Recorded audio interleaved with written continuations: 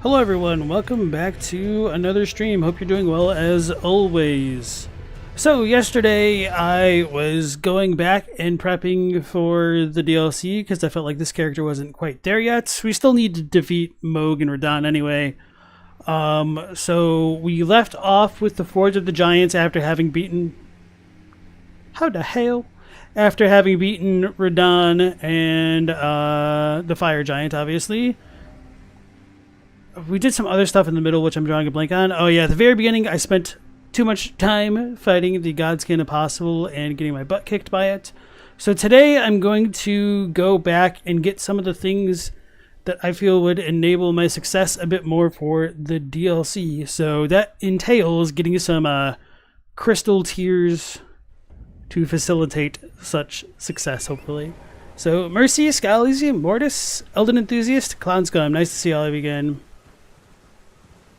Don't have anything to do tomorrow. Should have bought more alcohol tonight. So, how's your progression going on your scripts and your lore research, Elden? Wait, you never posted that thing that you said you were going to last night. It wasn't about the sun. It was actually about something slightly different.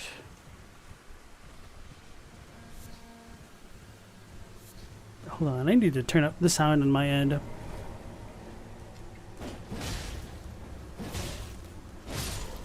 Zunk Scoob. Alright, now I can hear things.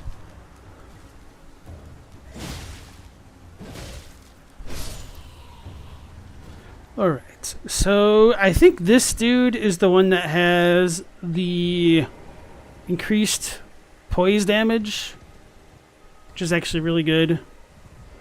So we're going to deal with this guy. Hey Boris, nice to see you again. It was about Noah, alchemy, and putrescence. Okay. That actually reminds me, and this is kind of completely unrelated. Oh wow, I actually do damage against something. That was not the best of plays. Okay. Yeah, let's double heal. That... On my last video... Oh, wow. Okay. I suck. Somebody had brought up the point that in the Final Fantasy games, for whatever reason, the summoners have horns. And they wondered if that was potentially related to what's going on with the horn scent, if there's something cultural going along with that. And I honestly don't know. I spent maybe 5 or 10 minutes trying to look it up, but I didn't see anything really definitive one way or the other.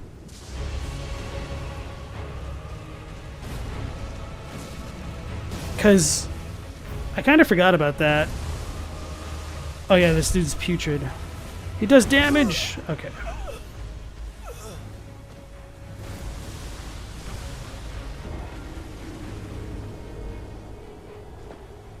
Black Man, nice to see you again. You're watching the Twitch Rivals thing. Team Otts, they got second place. So close. Awesome to see. I have no idea what that's about, the Twitch Rivals thing. 9 pages into Elden's script. Trying to sum up theories from the first video succinctly for the intro. We'll share that first part with me. Okay. Yeah. It might take me a minute to get to it, but yeah. I will definitely try to give you some feedback on that. Oh yeah.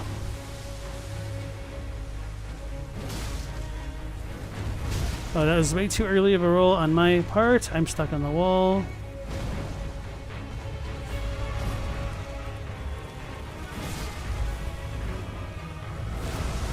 Now I kind of remember how to fight these things. First, you gotta put your camera in the pot. Well, that's unfortunate placement.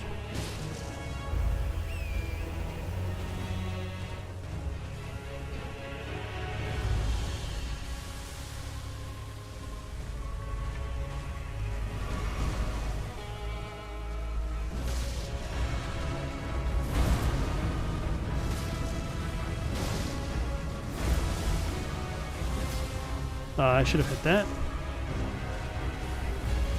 This is the worst. Okay.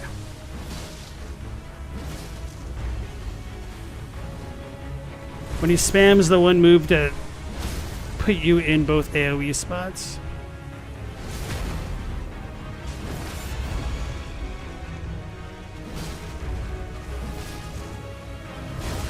Okay.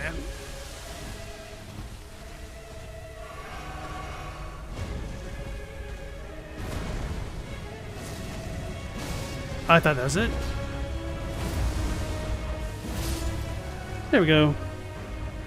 Just need to get good. That's the trick.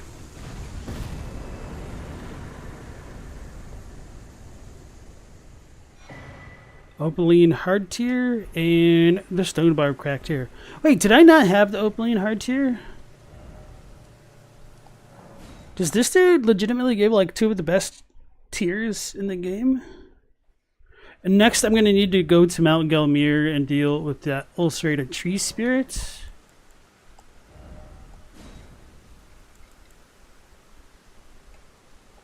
Yeah, he really does. What a guy.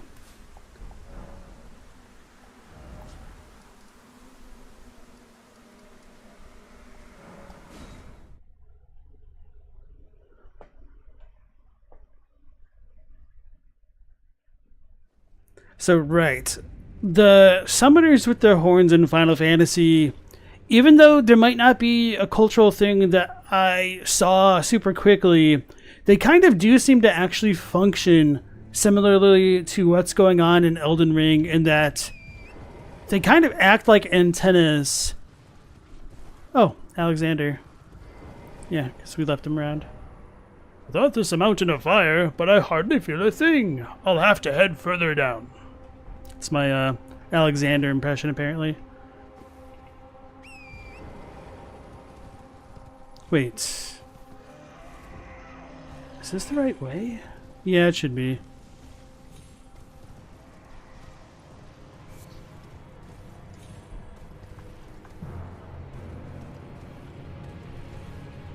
It's kind of always a little bit wonky being able to tell, like, what fall is going to be lethal versus not. And of course, with all of the gigantic finger creepers in this area, many people thought that they would have been affiliated with Rykard. That kind of got perhaps retconned a little bit with the DLC, with Metter being the mother of all finger creepers, like verbatim. But at least the ones that she pops out don't have rings on them, so if you want to headcanon some Rykard connection to them, maybe you could say he's like the ringsmith for the finger creepers.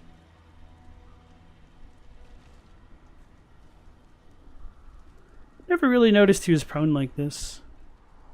Lord Rykard, if this putrid field of death is what your blasphemy would bring, then I can no longer abide. No one can. The dude does not abide. So, after doing a lot of research for that last video, I was wondering whether or not, like, the mechanics of a lot of the things relating to curses in Elden Ring is legitimately similar to what's going on in Dark Souls. And curses are kind of always affiliated with life in FromSoft games, and in Dark Souls, to sin was to live, because it's like a dark emotion, and like the dark is related to humanity, which doesn't have super good parallels in Elden Ring. I rolled way too early. I just panic rolled the hell out of that. And if sinning and whatnot is a part of curses, which curses are kind of like fundamentally life in and of it themselves, I do wonder if part of the reason why Rykard says a serpent will never die is because he's taken to blasphemy, and blasphemy is like a form of sin. Okay. I was going to try to roll an iframe that, but I mistimed that. Oh yeah, I should use my flask.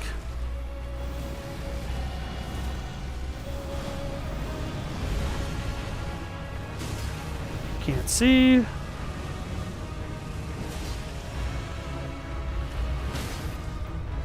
It's all in the flask, baby.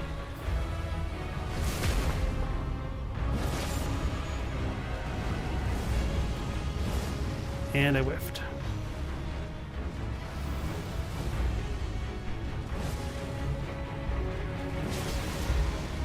I'm gonna YOLO it. Because I can't see a thing.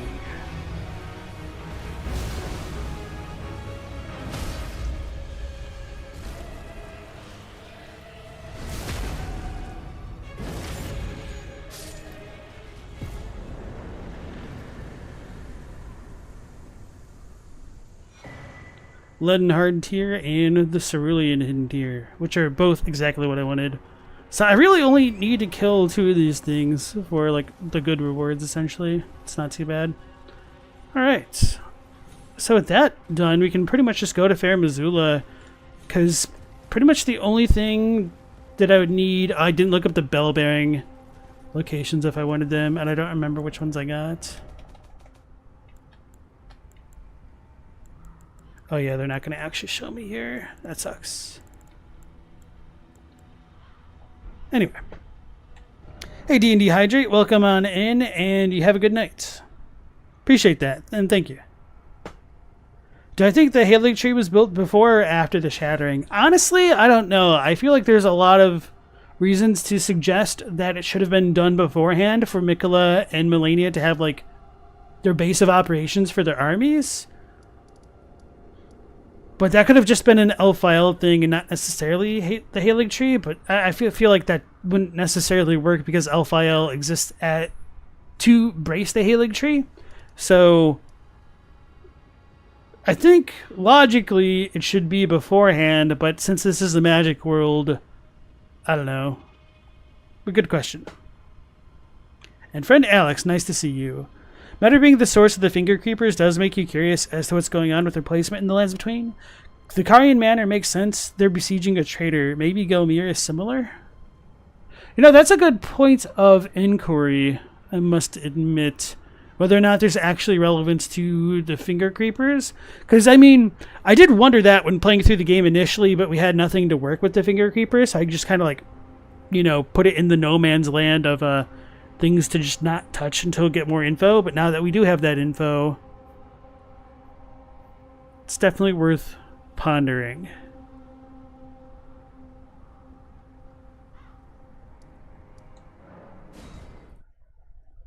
And I should also level up.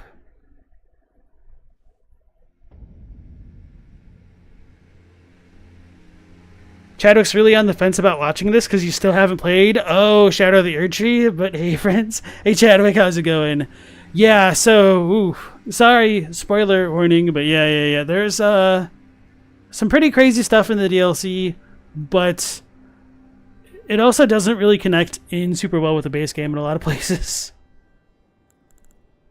What was I doing? Leveling up. So I'm just going to start pumping up my arcane so that way I could use what I call the Mohg, the Ancient Meteoric or Greatsword. You don't think you can do it? Yeah, I don't blame you, man. That's why I was trying to avoid spoilers for so long. Yeah, good luck. If you've made it this far, man.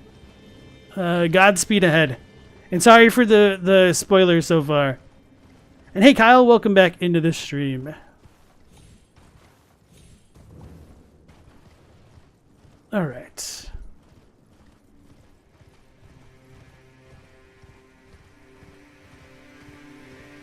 Like, the Finger Creepers, I could make sense of being in Caria Manor because of Ronnie and whatnot. But the Volcano Manor is a bit more questionable. I was debating whether or not I wanted to go to the Giant Conquering Hero's grave. But maybe I'll just, like, leave that for later. Alright, we all ready to commit some cardinal sins? The Amogus.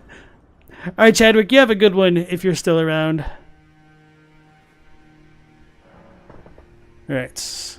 Let's talk to Melina.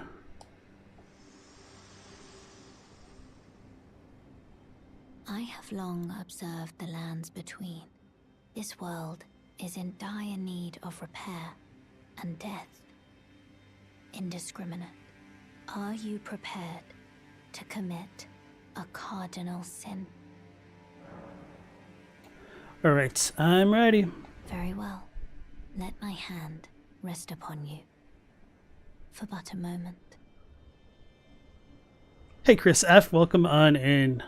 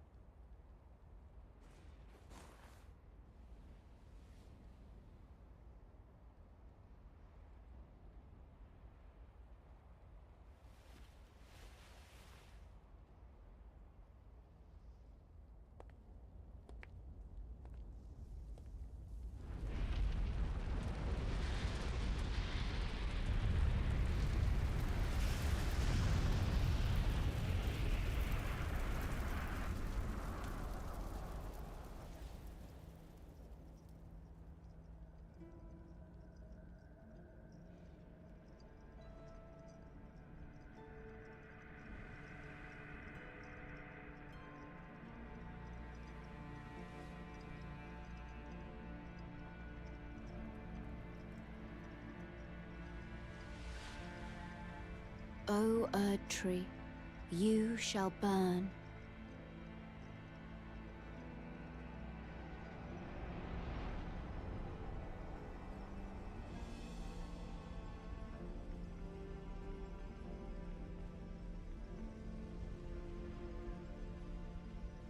Burn for the sake of the new Lord.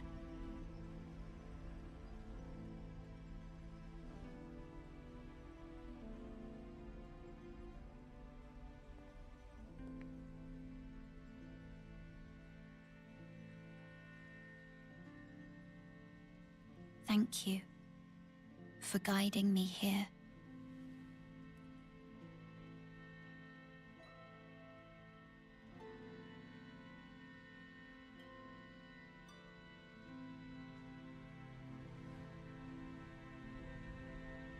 The one who walks alongside flame shall one day meet the road of destined death. Goodbye.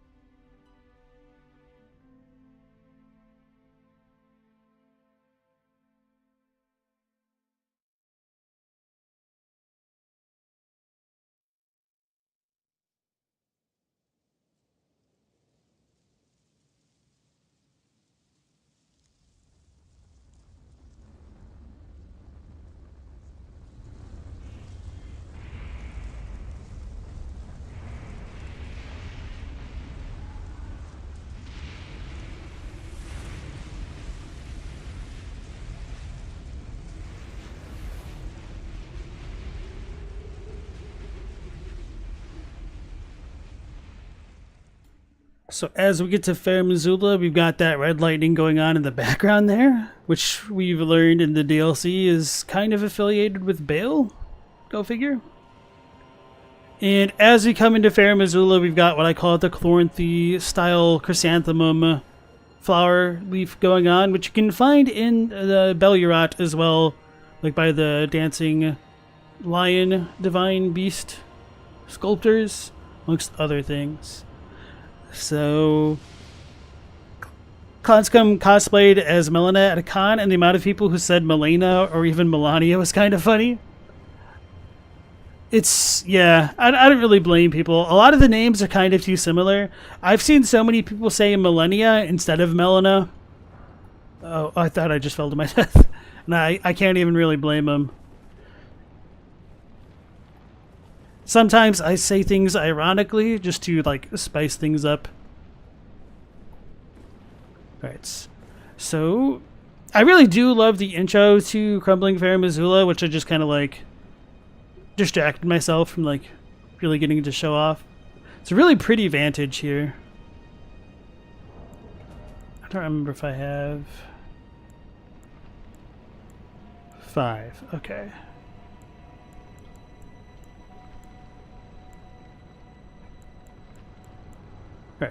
I'm just trying to get that muscle memory.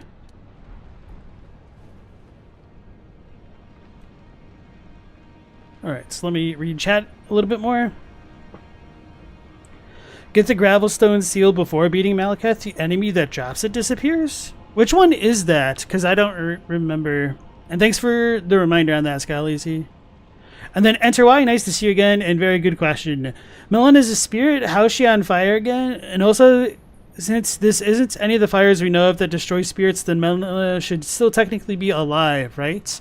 Maybe, who knows, maybe she's in the Shadowlands all along. So we don't actually know if the Flame of Ruin should or should not burn spirits, but Melina is also said to be special kindling, and we also get a special kind of kindling from killing a Mesmer, so maybe Melina is the fire to an extent? I never really thought about it that way. I don't like that idea, just as a knee-jerk reaction to it, but it might be worth mulling over further.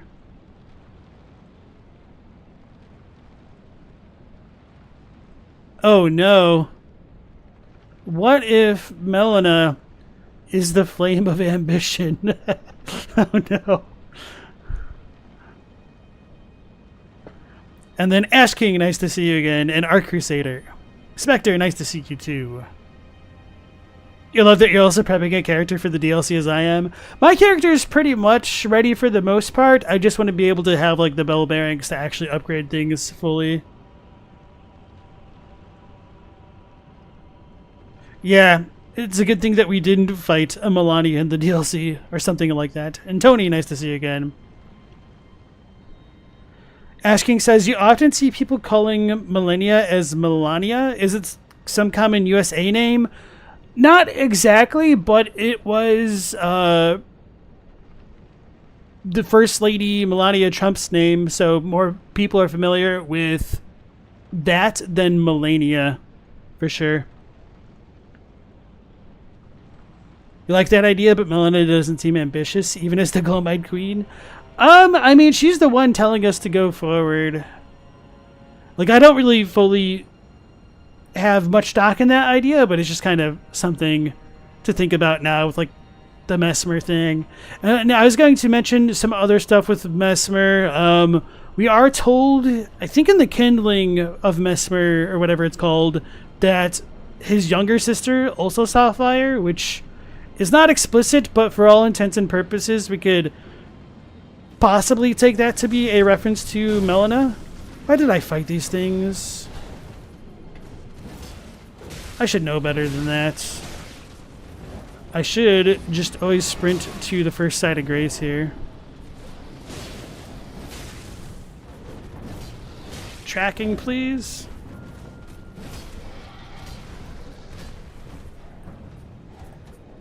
Bro, it is not letting me... Why is it doing that now?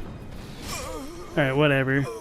It was not, like, cycling between the enemies because I was trying to toggle over to the right. Like, 5 times there. It's a little annoying. Anyway, what was I saying? Oh, yeah. So, if Melina is Mesmer's younger sister, that's interesting. We're also told that Mesmer is older than Radahn. Radahn and Rykard are older than Ranni, which isn't too clear in the English script, but it's a little bit clearer in the Japanese with the kanji that they use to denote them as to denote Ranni as the sister of Mesmer, or not as the sister of Rykard and Radahn. Anyway, I should have put on my quiet runner thing.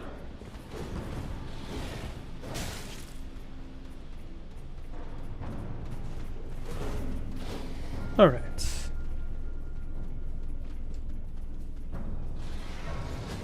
And then Ash King had a good question of what was I most disappointed about in the lore of the DLC. I don't know if I have like one specific thing.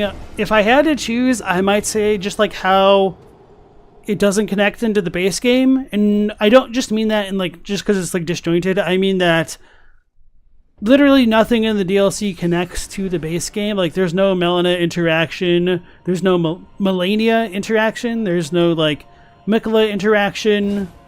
Depending on what events you have done in the base game and vice versa.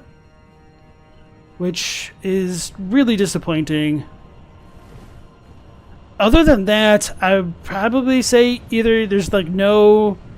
what's the word? Expansion on what's going on with with Marika and the Glowmide Queen, and more specifically, Marika's ascension to godhood, other than what's, vaguely hinted at with whatever the hell Miquella is trying to do. Alright.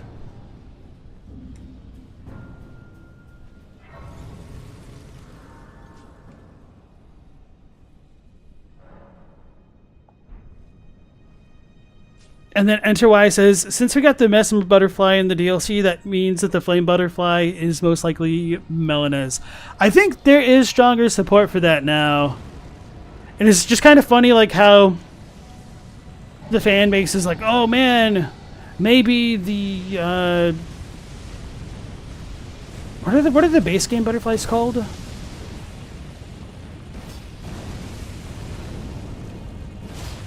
Smoldering butterflies. Dude, I do no damage. Alright, I'm not gonna deal with this. Oh wait, I can summon here? This is a bad idea.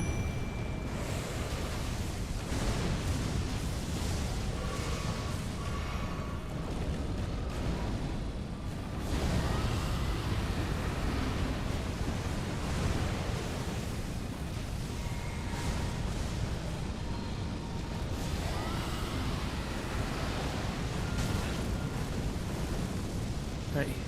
Nope, he's not routed.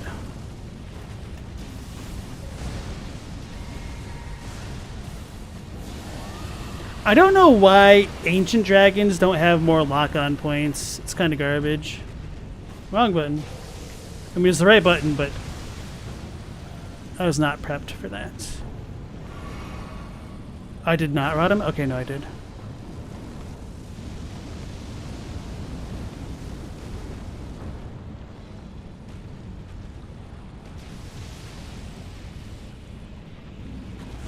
Like, drakes have less limbs, but we can lock onto their feet.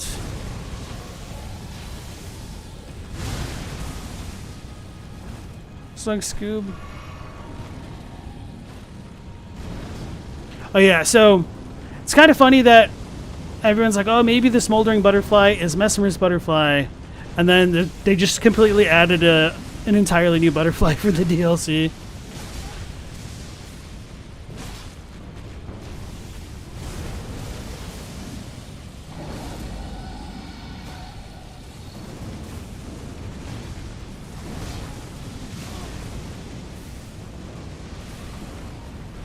And now, because all of these ancient dragons have red lightning,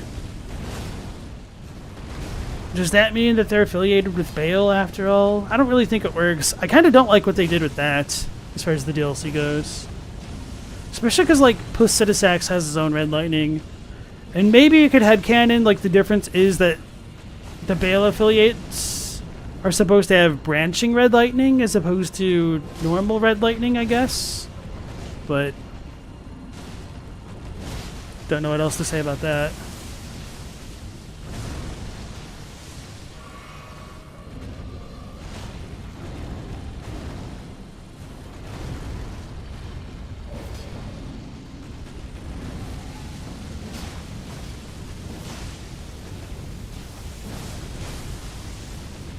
Can't even tell what's going on. I thought he just knocked me off the stage. I was gonna be salty. And my Mimic's dead. Okay.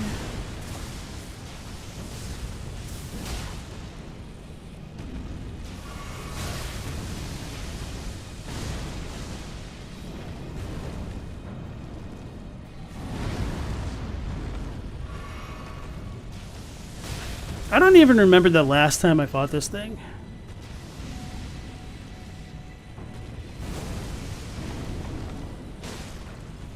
Stop blocking in. There we go.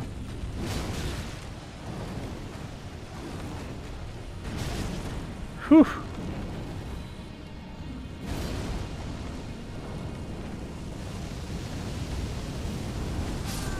Oh my god. Okay, I figured it probably did way more damage to me because it caught me on the roll. That's annoying. Alright. I'll do that fight again, and this time I will pull this out for me Mimic. Okay. This dragon's such a slog to fight. Doesn't help that I'm like slightly underleveled and I'm not really using an optimized build here.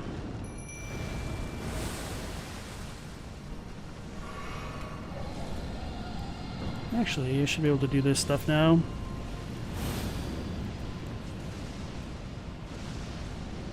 Since my Mimic will be rotting him and dealing more ranged attacks.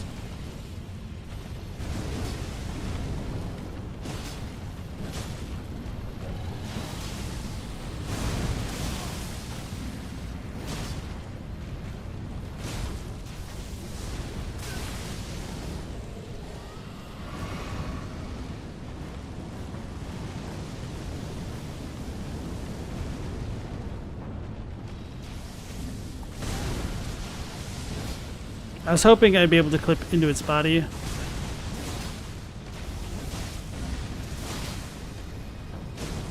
Why is my Mimic... Okay, there it goes. I guess he did rat him.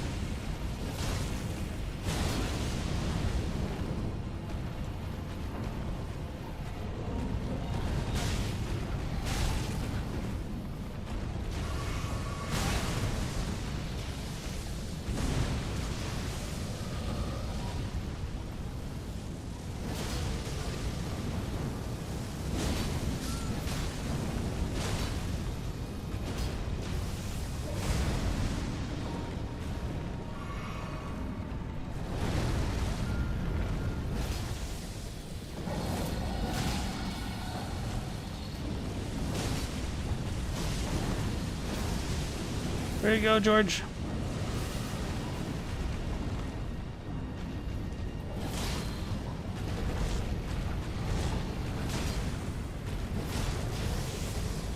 Everyone thought those ships are Newman. I mean, they still do think that. I don't really have strong opinions about that. I'm a little bit skeptical if the Newman are related to America and like the shamans, because if they're supposed to be pure, then all of the things on those coffins are supposed to be impure stuff. So that doesn't mean they're not related per se, but there might be something else going on. Yeah. That is out of range.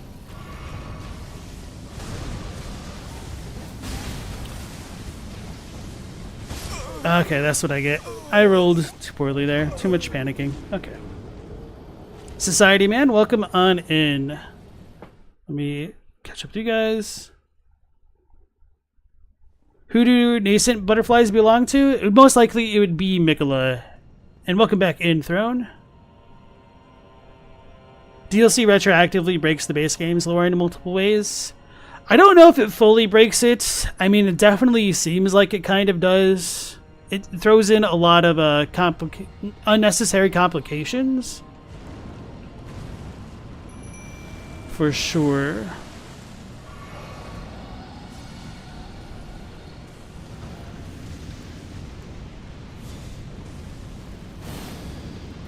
Bad use of language because you're drunk.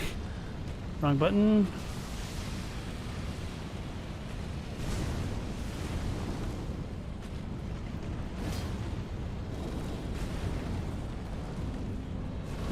sure casters must love fighting these ancient dragons because they just kind of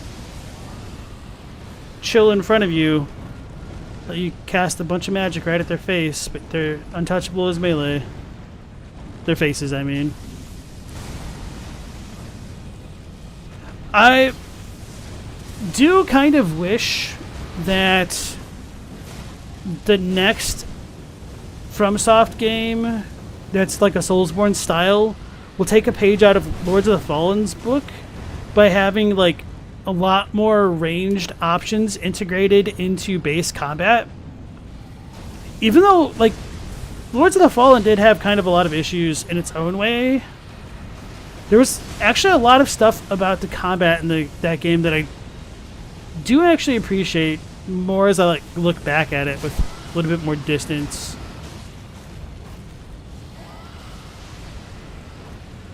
I really like the way that they dealt with status effects and like spamming spells causing the status buildup in the user as well. I thought was really smart.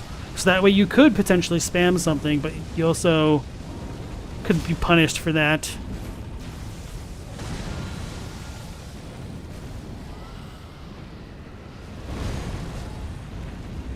Bale's Lightning is not red, it's orange. The thing is, I'm pretty confident it was an item description which talks about it being like red. Actually, I don't remember if I looked at the Japanese for that one or not.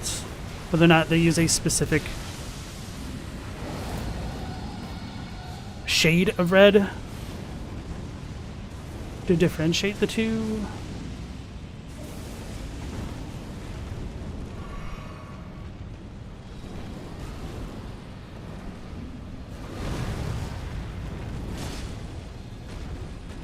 Flame lightning, not red lightning.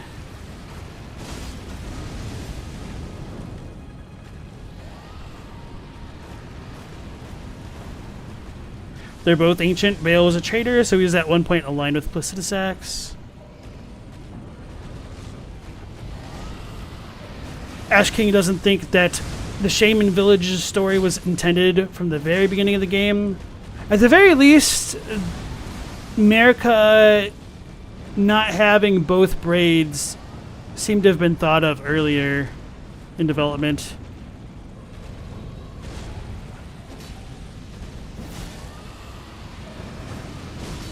But there definitely do seem to have been like a bunch of rewrites as far as like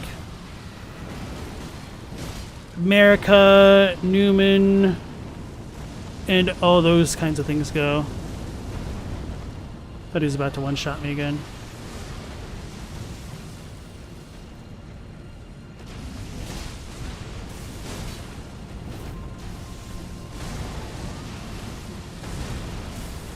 Yeah, Mimic Tears are just too versatile. It's no wonder they had to have like their own scaling adjustment.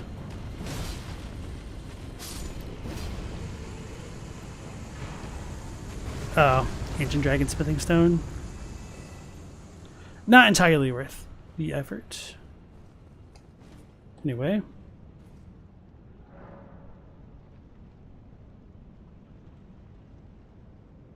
Bale's Flame Lightning. I would need to double check which item description talks about it. I think it was one of his heart ones. Let me try to like look it up.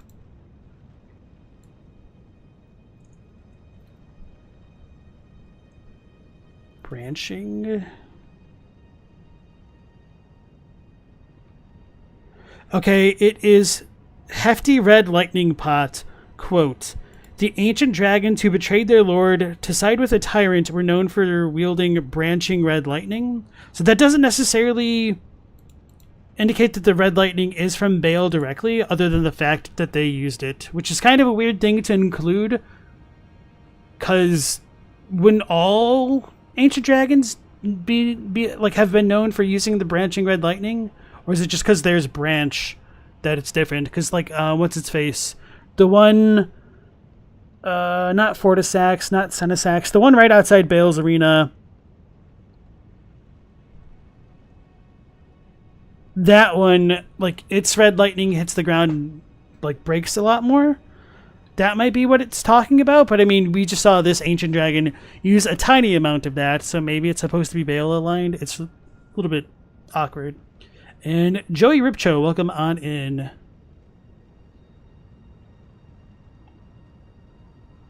Society says the Knight of the Black Knives is completely unnecessary now. So is, like, Ronnie killing herself and, like, becoming God.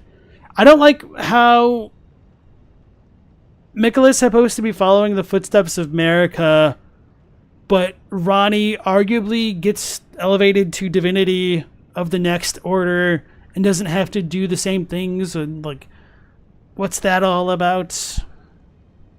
Joey wishes the DLC was more connected to the main game. It feels so odd that we can't ask Gideon about Miquella or Nala about Rolana. Yeah, exactly.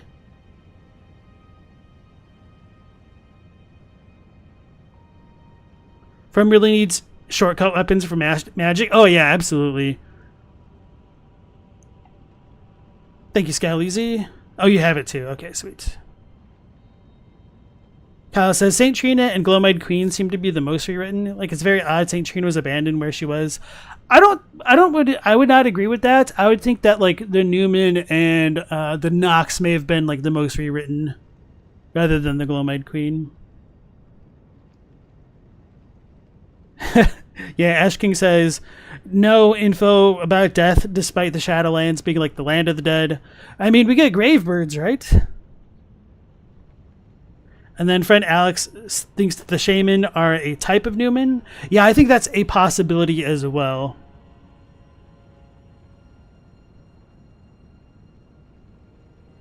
Yeah, no Snow Crone info either. Senesax. Okay, is it Senesax? Yeah, because Landsax is the Vike one. Okay, yeah. Thank you. Appreciate that. Hey, Cosmos. Nice to see you again. The traders are like one of the ones on the way to Bale. The forking, branching lightning is the new spread effect of the dragon and the hefty pot. Oh, that's a good point, because I never use consumables enough to actually know. So when we get to the DLC, I'll try to, like, make a mental note to do that. This isn't going to be enough to level up.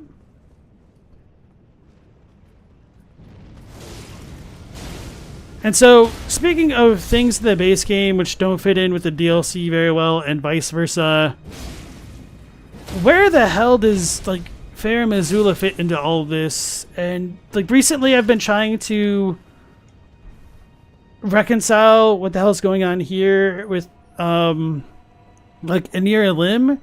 And I'm wondering whether or not the rule of the dragons had already come to an end by the time the Anir Elim civilization already did its thing, and whether or not they were defeated by the giants or something like that. But I really don't know how well that idea even works with everything like the fire giants and I don't know. Lost my own train of thought there.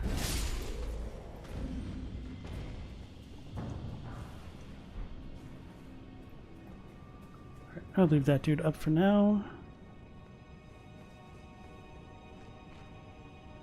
So, if the giants had taken care of the dragons, and then the giants also, like, haunted the horn scent, I could kind of see that working, but it just doesn't feel right. I can't really... Ooh, that's interesting. And I can't really explain it a little bit better off the top of my head right now, unfortunately. Kyle thinks Miquella tricked Ronnie to do the Knight of the Black Knives.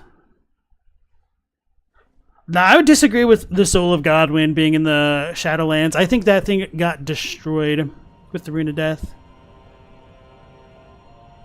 Oni, welcome back in. You wish that there was more connection to, like, any of Miquella's 10 plans we heard about in the base game. You hate to say that you almost preferred Miquella's character before the DLC. I don't begrudge you for that. I think that they just shoved too much of what didn't fit into the base game onto the character of Miquella. And that all would have been fine if it connected tangentially back into what we already knew about him. So, like, if when he grabs you, he says, like, my order will be one not of, like, I would need to like look at the quote because just like the Ronnie dialogue is popping in my head right now. Will we not be one of gold, but of unalloyed gold or something like that? I'd be like, oh, okay, so he still cares about unalloyed gold at least. Or if he says like, this is all for the Halig tree, that'd be like, oh, okay, so he hasn't really forgotten about that. But like as it stands right now, we've got no unalloyed gold connection. We've got no Halig tree connection. We might have some Eclipse connection with his eyes, question mark. I'm not even sure if like that can even really count. I still need to use my free cam and check out his actual eyes in the boss fight, because I thought his eyes were closed. So if his pupils are all, what are they called? Eclipsey, does it even really matter if you never see it? Very well maybe considered cut content at that point. Where it is. I never got Crepus's vial. That explains much.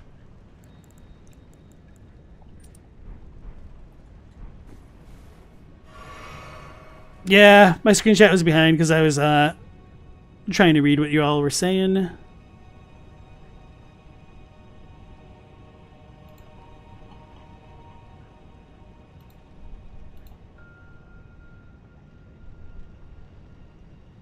Where the hell are the ice dragons? They were on the mountaintops before the giants fought them off. You know, we got Borealis. Those are all the ice dragons we need to worry about, apparently. You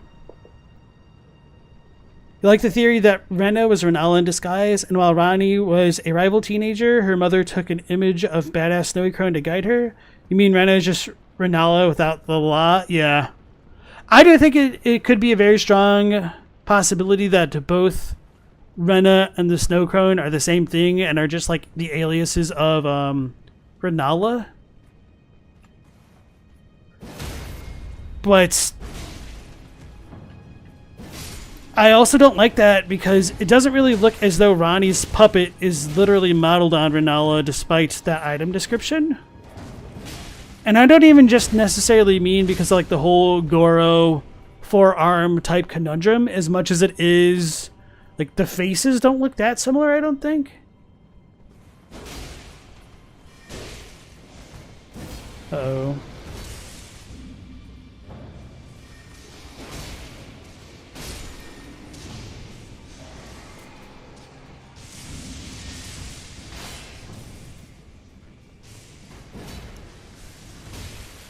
Oh, I'd never noticed that those dudes had red lightnings on. Oh, did they get buffed by the other guy? I know they had yellow lightning in 1.0, so like the visual effects weren't finalized. I need stamina. Whew. Uh-oh. Uh-oh. I feel like Stewie. He's got that shard of glass stuck in his head. Uh-oh.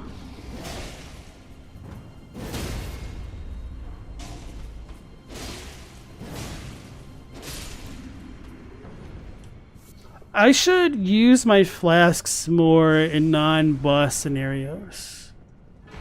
Great grave glovewort. I will need that.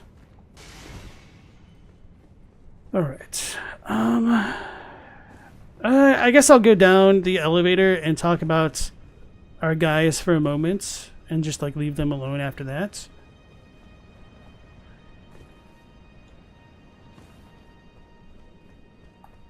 But there's really not much of a reason to come this way.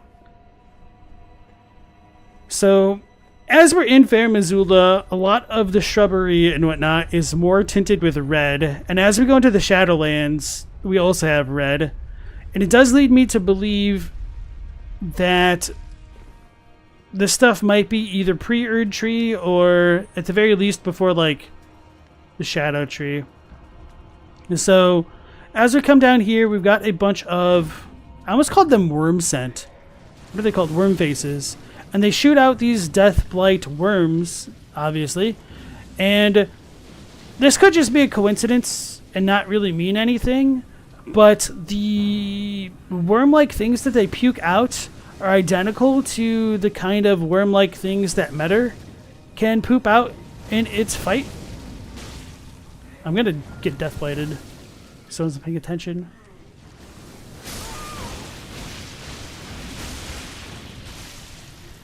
Zung Scoob. And I've wondered whether or not there's a kind of potential idea of the worm faces like having eaten like not grace mimics, finger mimics. What were they called? Y'all know what I mean. I didn't send the elevator back up.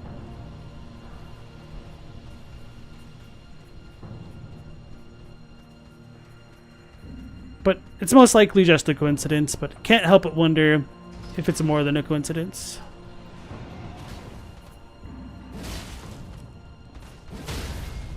There we go. Alright. Their eyes are cut content since they don't show them? Pretty much, yeah. It's a good piece of evidence that Godwin was who they were originally thinking about, at least at one point. Maybe, maybe not. I feel like Godwin should have been Dunskies for a long time. But, where's my... Okay, there we go.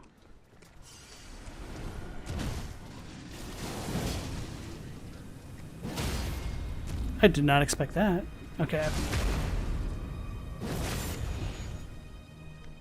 There might have been more Eclipse type stuff going on at some point in development, whether or not it had anything to really do with Godwin beyond a failed attempt by Mikula. Does this dragon drop anything important? I don't think so. Maybe just like one of the gravel stones, not gravel stones, the smithing stones. Anyway.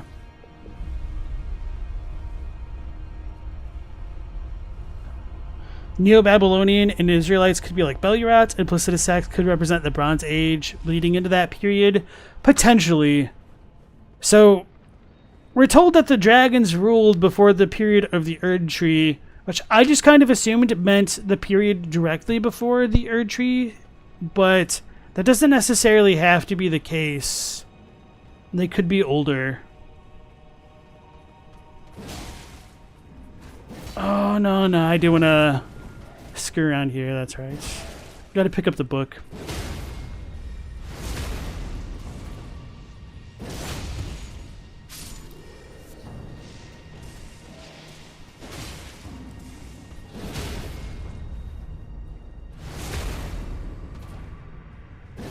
Strange that we meet a literal Lord of Frenzy, but there's not mention of Shibiri or the merchants. Yeah.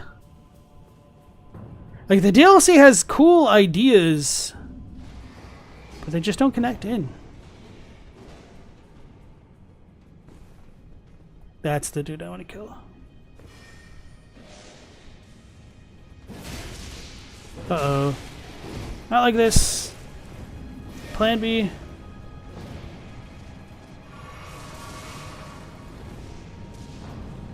So we get our Castle Soul sunflowery type thing over here.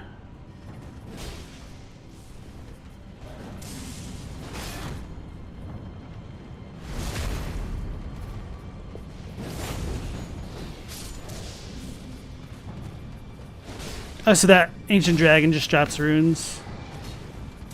It's a cool, like, little arena, and there's nothing that's really going on down in that section of Farum Azula, unfortunately.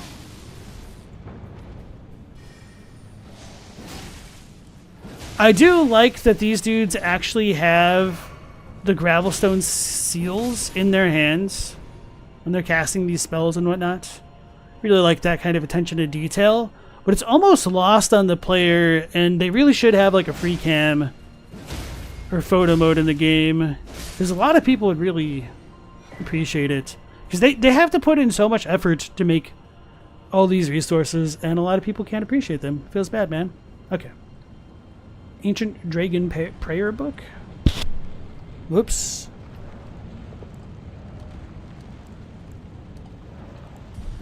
One second, I'm going to hydrate real quick.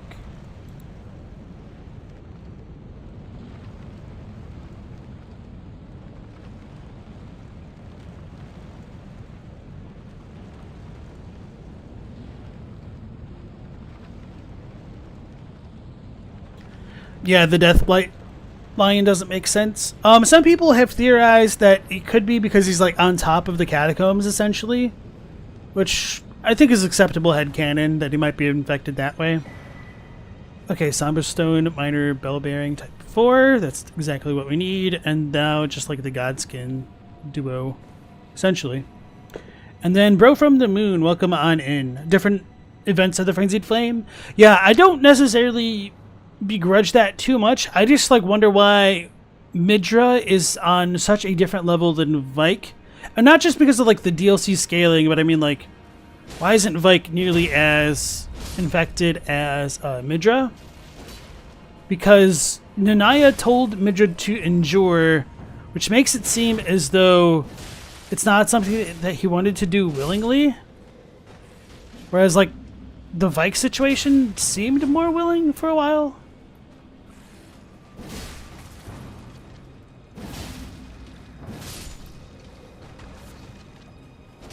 I'm questioning myself, like, why I'm actually bothering to fight these things.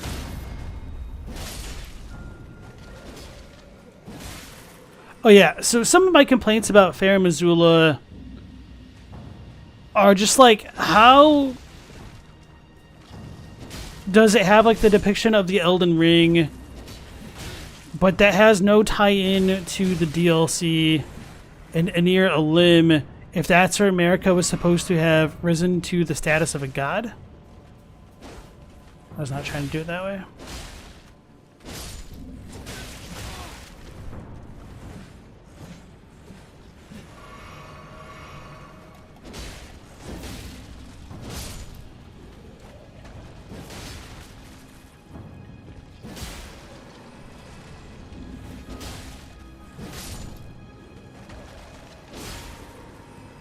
And these dudes also have got the Suncrest shield, which is super cool, but there's nothing about that in the DLC, disappointingly.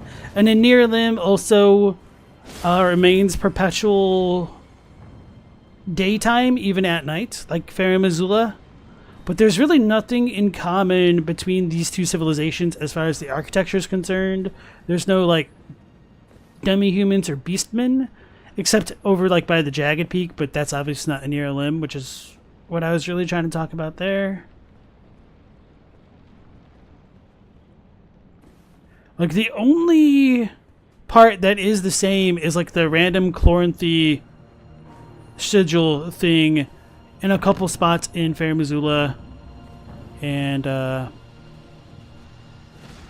Lion Dancer Arena, the stage front, whatever it's called. All right.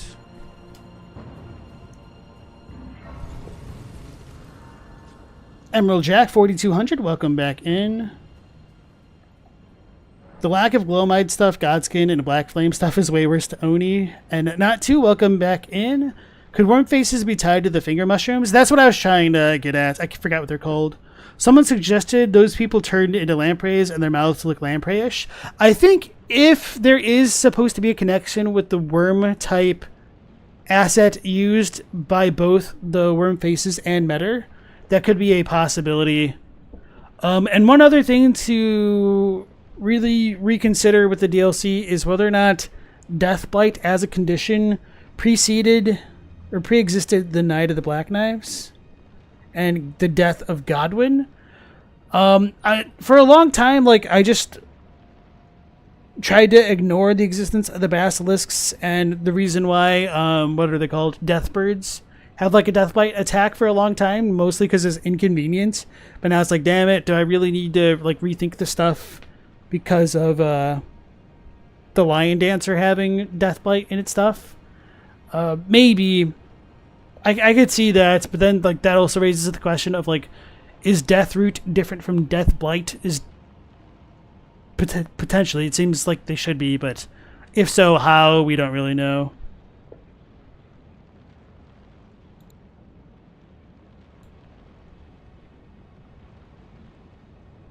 Tony thinks that the statue with the three wolves is the god or the archetype of the god that America betrays in the trailer. So there's something about that depiction, which is troublesome with the Elden Ring being here, in that Anir Lim and the Gate of Divinity seem separate from Farum Azula, and maybe that's because maybe Farum Azula was at the top of Anir Lim before it got struck by a meteor and broke up into 1,000 different pieces and whatnot. But there's no dragon worship going on in Anir Lim as far as we can tell. The iconography in the locales are different as far as the statues and stuff are concerned. So it could be a possibility that all the dragon stuff could have existed in Anir Lim and it got replaced with horn scent stuff. But that's just kind of dissatisfying, which doesn't mean it's beyond the realm of possibility. And yes, Kyle, there are no chunks of Farum Azula in Shadow of the Erdtree, which suggests that it may have been destroyed potentially after the Realm of Shadow was sealed away.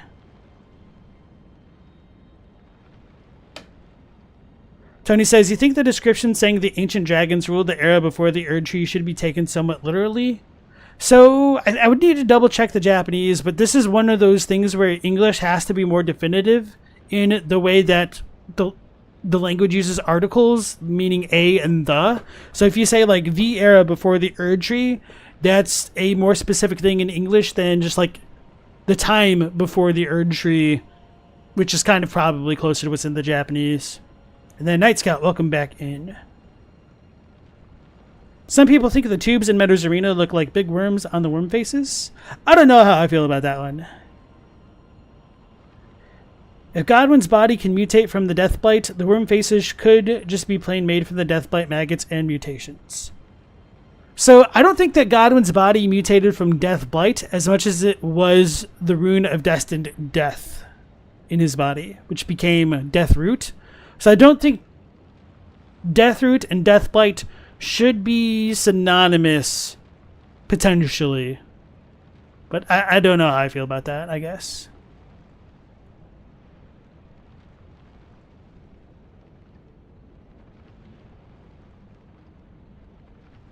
Maybe Farum was always Skyborn and Anir Lim was always trying to make contact. So I've got some ideas about that, but I'll save that for when I've got relevant items to talk about that.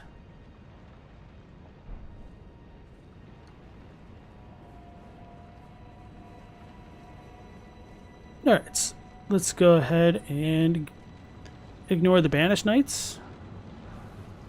Did I have enough level up? Okay, I already leveled up.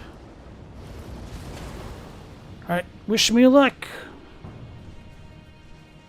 And because this is a duo fight, I'm going to summon immediately.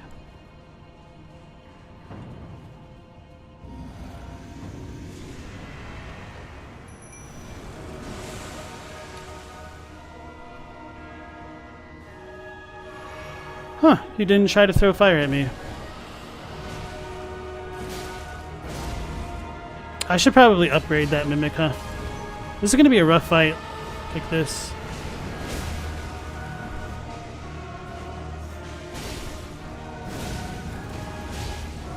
Stamina. We're going to die to the dots. Okay. I should have gone back to the round table hold and tried to upgrade the Mimic. I don't think I have the ghost. What are they called? The Gloveworts for it, though.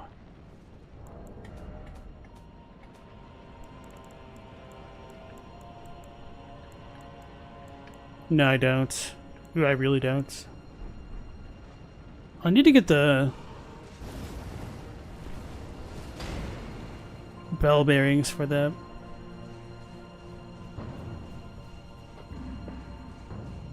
Use sleep pots? I probably should. I could put them on the Mimic.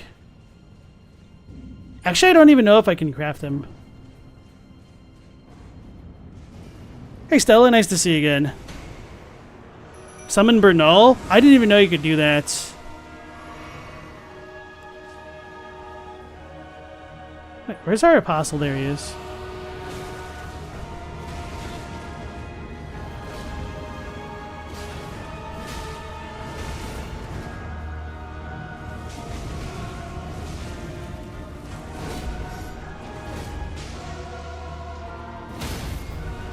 Oh, yeah.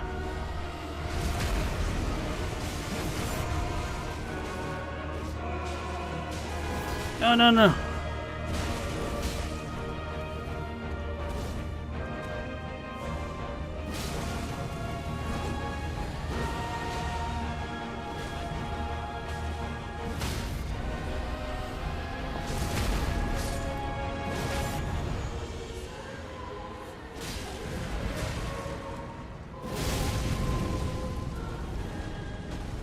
Oh, is he rolling?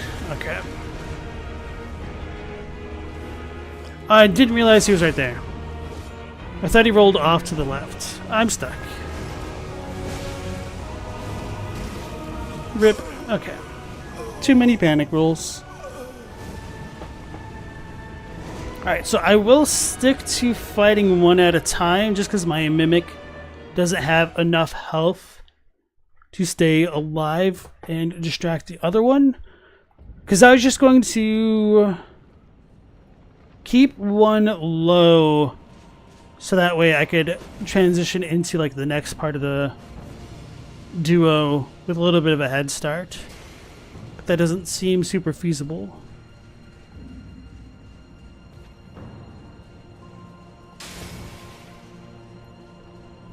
Oh, I haven't done enough for Bernal's quest to summon him. The side door by the Grace.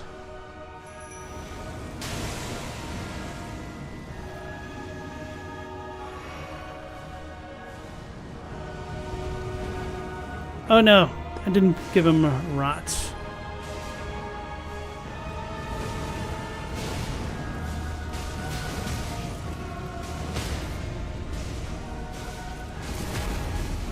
Maybe it's better for the Mimic tier to not try to incant.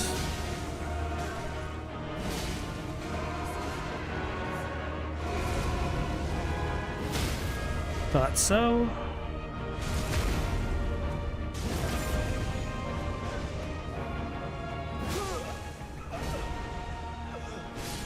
Sweet. Okay.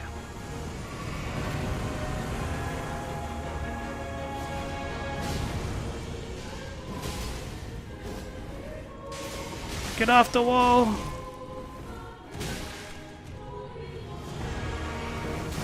I should have known better than that.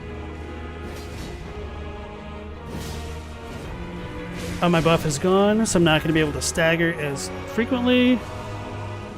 He's summoning his bro.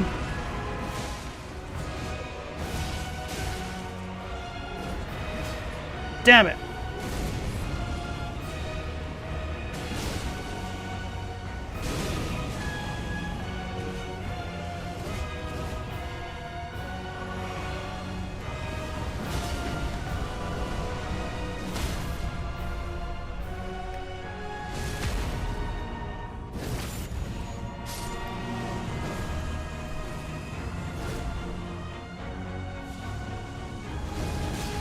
Now or now. No, no, no, no.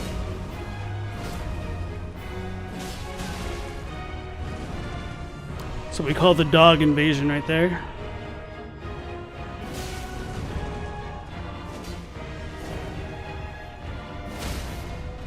Sweet, I think I interrupted his summoning.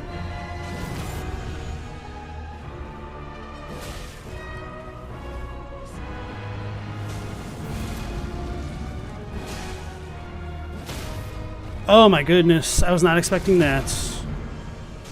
Feels good, man.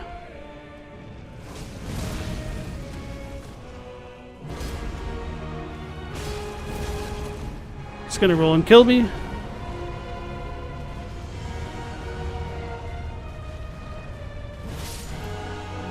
Alright.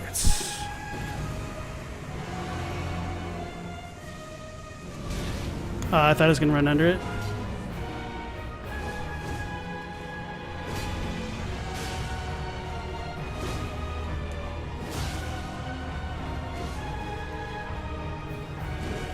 Now I'm just going to try to play safely.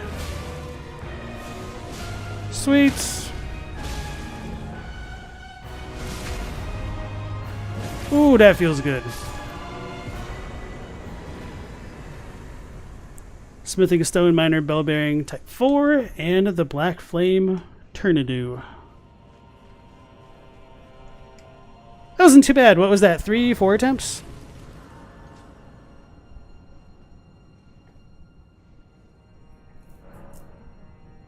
Thanks for all the GGs. Alright, so now let's go ahead and check out some of those lore things that we've been picking up and ignoring.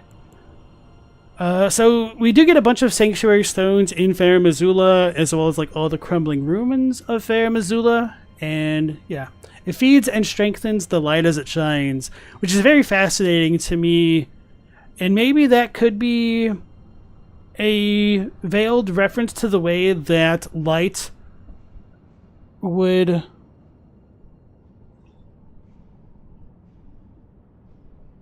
sorry, the dog. That light would, like, what's the word? Congregate into like the flames and the metals of weapons that's talked about in the DLC. And so if light is related to souls to some degree, then maybe that could suggest that souls are being like funneled toward Farum Azula, or they get sucked in or refined. Maybe that's an idea worth pursuing at some point. Ancient Dragon Prayer Book. Prayer Book of the Capital's Ancient Dragon Cult, a lost tome that never reached the lands between. It contains red lightning incantations. Can be given to a learned cleric to gain access to the following incantations, blah blah blah.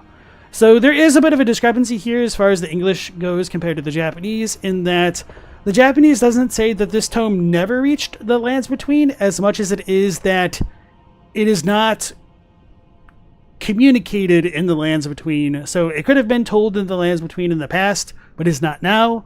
And that might be relevant, because if this is supposed to be a tome of the capital's ancient dragon cult, wouldn't the capital be Leyndell? Or is this like one of those weird cases where capital is also referring to Farum Azula? Because it is a capital, but not what most people would consider, since in other descriptions the dragon cult of the capital is more directly affiliated with Leyndell. Somber smithing stone, golden arrow. That's not important. Oh, you could get rune fragments from this. Okay. This doesn't give us too much info. Okay, so I guess that's it for now with those. Oh yeah, so map of Mount Gelmir is actually pretty important as far as the lore is concerned. Mount Gelmir, which houses the volcano matter at its summit, is characterized by sheer cliffs and ominous skies. These qualities only became more pronounced after the shattering. So this is our in-world explanation as to the land forms of the lands between, like, being shifted with the shattering. And I've wondered whether or not this is an event that always happens whenever the Elden Ring is tampered with. So could the lands have been different before the Rune of Destined Death was removed from the Elden Ring?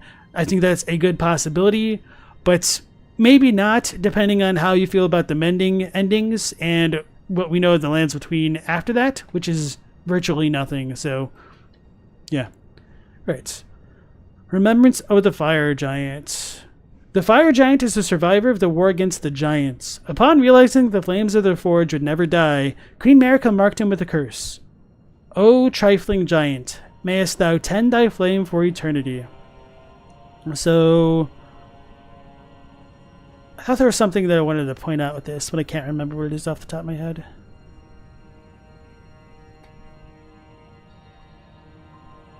I don't know why the flames of the forge would never die, but I do wonder whether or not what's going on with the Fire Giant is kind of like Avatar: The Last Airbender type situation, in that perhaps the outer god of the giants, the fell god, whatever it's called, might need a vessel, and if Marika kills all of the giants in which the god could have used as a vessel, except for the tiniest, the weakest of them all, would that be an effective way to quarantine an outer god? Maybe. I think that idea has a lot of appeal, but I don't exactly know how true that is, especially with all that stuff pertaining to Melania and Ramana, and like this, the outer god of Rot and Gowry and whatnot. Spectre's beating Rykard right now. Nice. I really like the Rykard fight. I think it's probably their best gimmick fight they've done.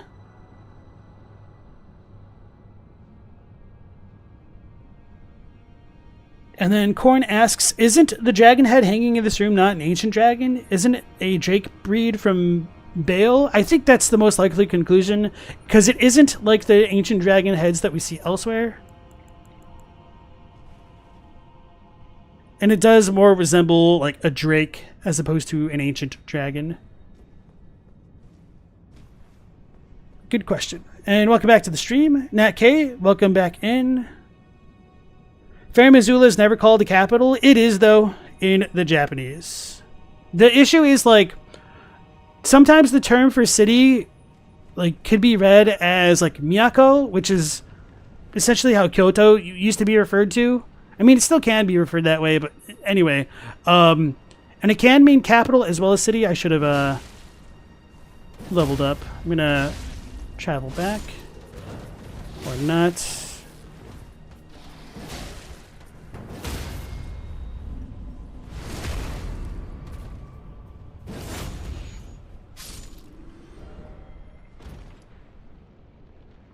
Dragon Temple Altar. So I think I need to backtrack. I think there might be one important item around here.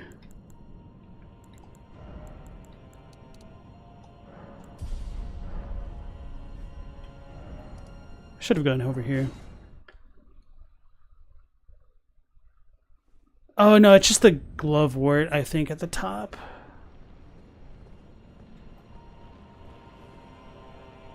Anyway, I did finally get that bell bearing.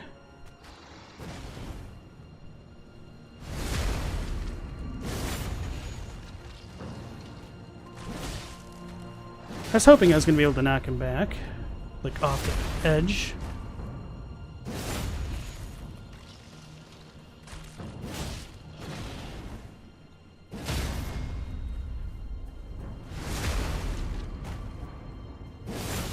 America seems to have cursed the giant with a task like Mesmer is possibly cursed with a crusade. Maybe.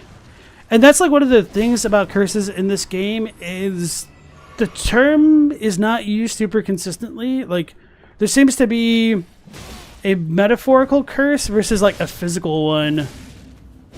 And the curse that America may have placed on the fire giant is different than the types of curses affiliated with like putrescence and ghost flame. Like the type of curse that keeps somebody bound to the world after they die versus a malediction. I don't know what else to call it.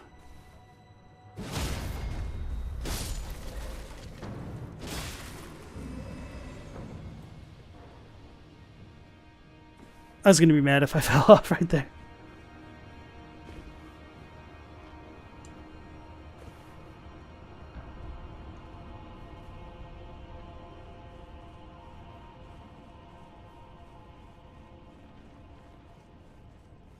Maybe he's not attending to the flame eternally if he's dead.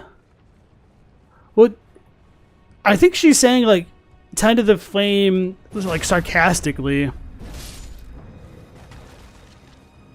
In that she doesn't really expect him to be able to do anything because he's a trifling giant. So, one of the cooler things about Farum Azula to me is that we've got, like, hanged beastmen. And we have some in, like, the tree section as well. So once we loot this, I think they drop down. Great Grave Glovewort.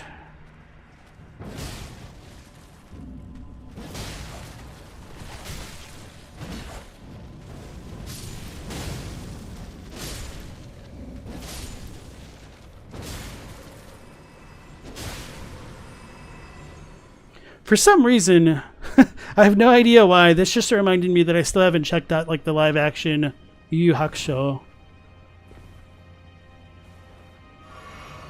Alright. I should have just fast traveled. I don't think there's anything cool down here despite the Banished Knights. So, this is as good a time as any to talk about them. We have some depictions of Charlemagne and Mary, mother of Jesus, and Jesus here. So this is based off of the Virgin of Paris, which you can find in Notre Dame. And this is Charlemagne, Charles the Great, or whatever you want to call him. And these are reused assets from like Bloodborne. And it's interesting that we do have like some humanoid depictions of statues in Farum Azula. You can also see them in Ray Lucaria by the debate hall. The debate parlor, if you like go out this way and like look like by the balcony thing that's on the outside, you can kind of see them in places as well. So I don't necessarily think that Ray Lucaria and what's this place, Farum Azula, are necessarily connected, but I think it's just kind of funny to point that out. All right.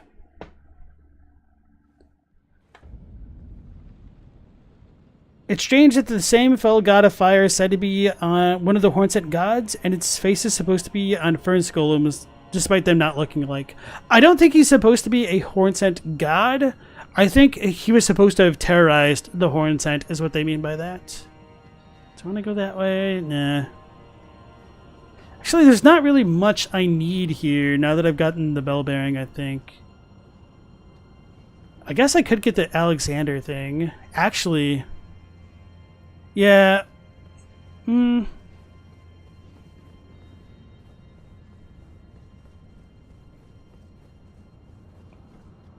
I guess I'll just leave that. Could always come back. So I should have looked up what other bell bearings I need for like the glove warts and whatnot. Did I do Noxtella? No, I have not. Because of the Ronnie quest line. And I haven't done the underground here. Damn it. Maybe I'll just leave it alone then. Trying to think. Yeah, there's not really a super fast way. Because I wanted to leave Celavis alive for the moment. Is Blackguard here? I guess I could always just buy his stuff off stream. The crab meat. Maybe I should just do Mohg now. That'll be a struggle at this level.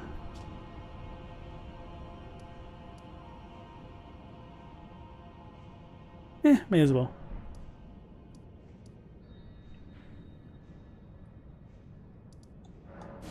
Alright. I think I have Sacred Blade, but I've just been lazy about my Ashes of War. Speaking of which...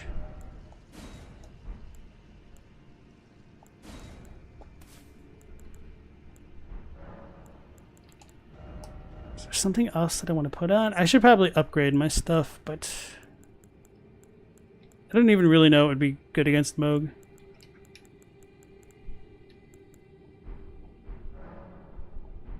It doesn't matter, I've got my Mimic tier. Okay.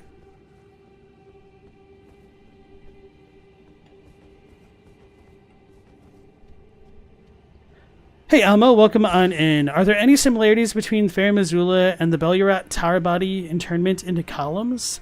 I don't think so. I know some people have like looked at them. I think there's more similarities in Anir Elim's architecture to like the Divine Tower / the Rao civilization, but I haven't spent enough time looking at that stuff directly myself to give you a good answer off the top of my head.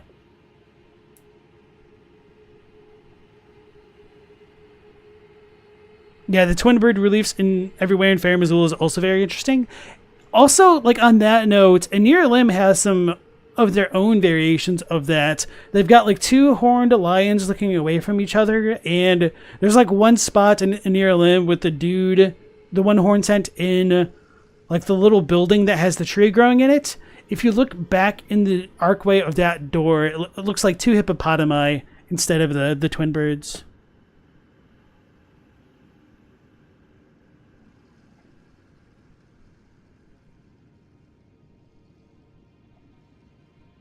Blood's really good for Mohg, unironically. True story. Oh, except not when you're using a great sword that like I am. Yeah, bro thinks that Sirash could be the Storm Lord. I'm leaning more towards that now as well, with the Lion's connections to Storm and whatnot. And yes, Metter would have been earlier than... Well, Metter is most likely to have predated the golden star that the Elden Beast arrived on. Although I have wondered whether or not it was literally the same star. I think that's possible, but it seems unlikely. Farum Azula seems to have been a site of mass slaughter, with bodies tossed into the walls, pillars, chained to posts, etc., and all screaming. Perhaps Farum Azula itself is a gated divinity thing. That's a good idea, especially with all of the beastmen like in the floor of like the Placidus Axe arena. It almost seems like there's too many of the bodies to be taken realistically. But that isn't necessarily fair, because FromSoft has always been really loose with their use of like statues, tombstones, and things like that. So maybe they are actually supposed to be corpses. You also get a bunch of them in the what's it called? The Beast Temple? Bestial Sanctum. So maybe, maybe not. I don't know.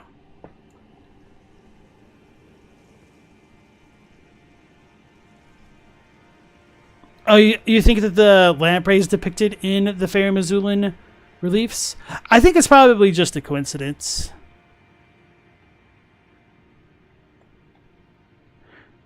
Black Man thinks the grafted sword description matches a lot of the language the Hornsent NPC uses. The grafted sword handles a spiral? I will need to double check that one. Did I pick that one up? I should have, right? Because we beat Egger. I don't know if this is an actual spiral as much as it is just like... Oh, what's it called?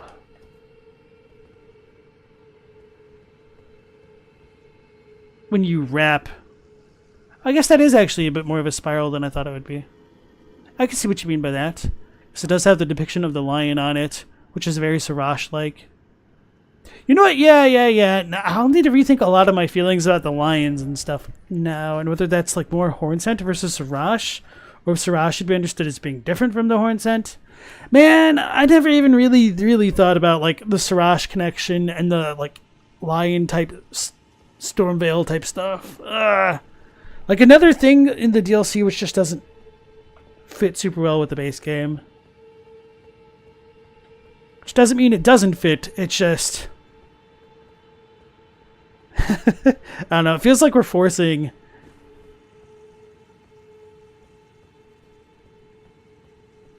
whatever the term is, like a square peg into a round hole. Anyway, let's get ready for Mohg.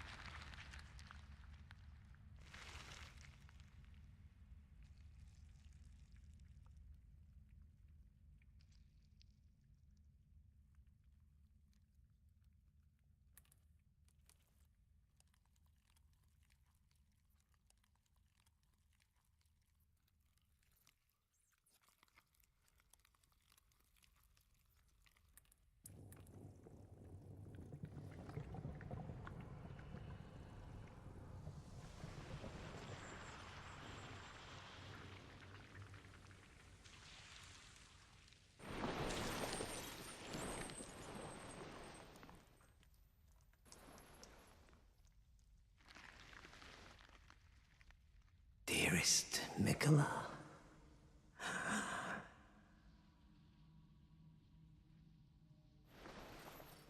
you must abide alone a while.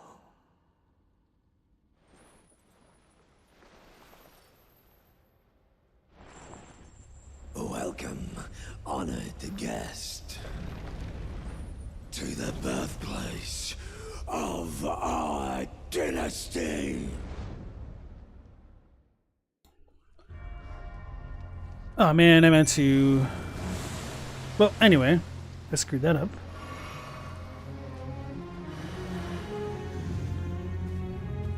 So, even though I do like that we kind of got confirmation that Mohg was charmed by Mikola, I can't help but question how exactly that's supposed to fit in with Ansbach and when Mohg would have kidnapped Mikola's body. Would he have already been charmed when he did that? It almost seems likely, because when else would Mikola have charmed Mohg? Did Mikola charm Mohg as the Cocoon Boy? Was it after Mohg tried to like enter his body? I don't know.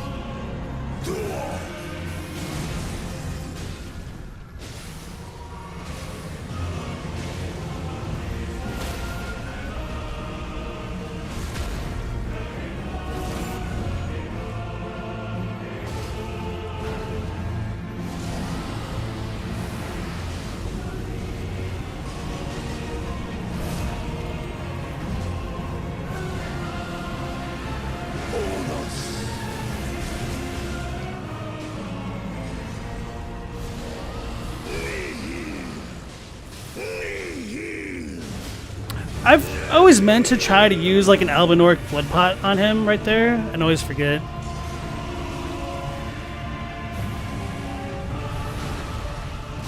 It's too close. That sucks.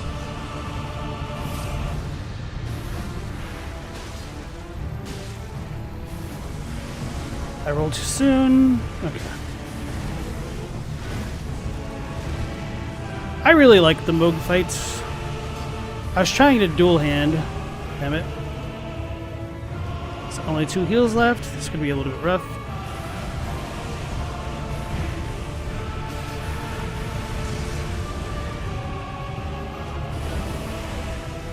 That was bad. And I whiffed.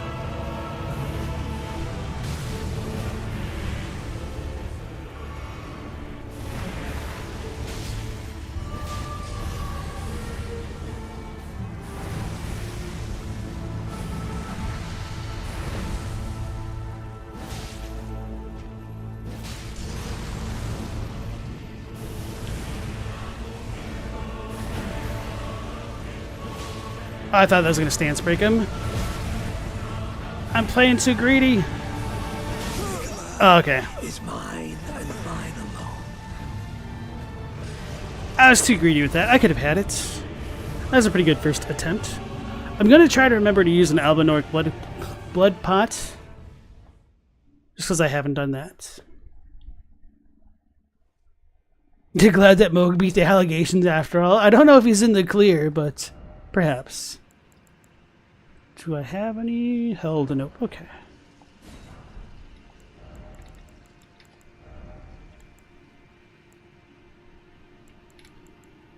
Oh, that's why I kind of wanted to go in the underground for the shackle.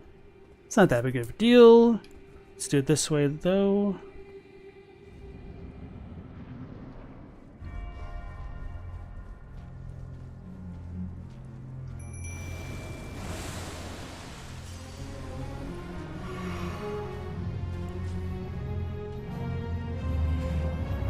Oh yeah, I should use this. Get that one ready.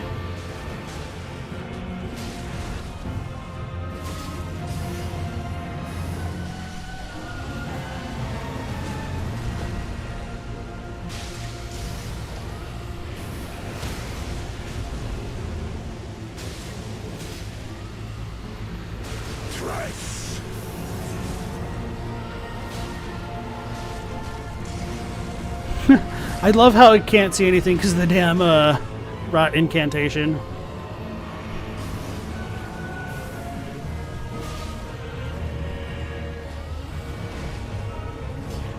Zoinks, I whiffed, and I got punished. Best of both worlds right there.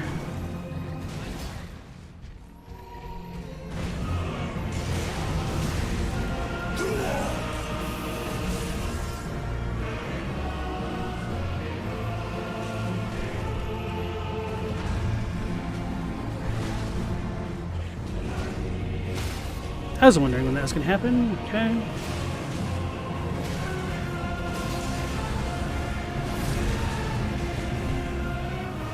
That attack's pretty hard to roll out of.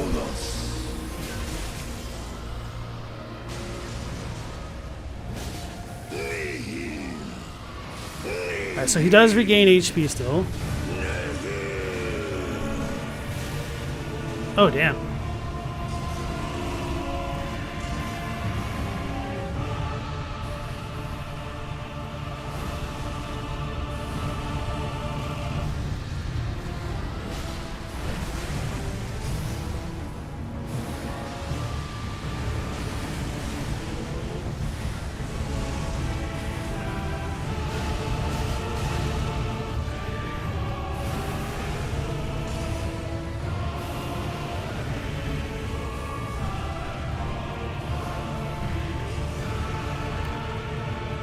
I think the only, like, slightly unfair thing about the Mohg fight is just how much the blood effects linger on the ground. Man. Oh man, that was my fault, obviously.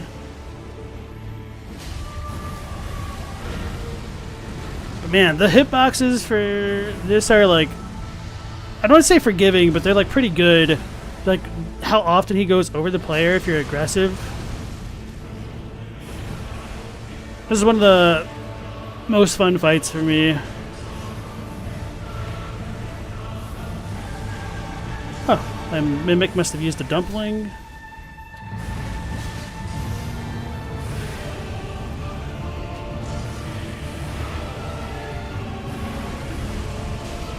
Oh, that's gonna hurt.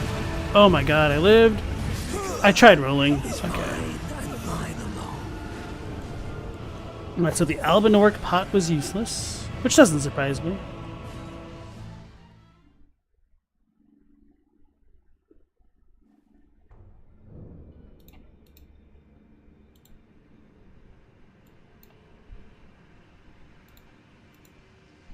Alright.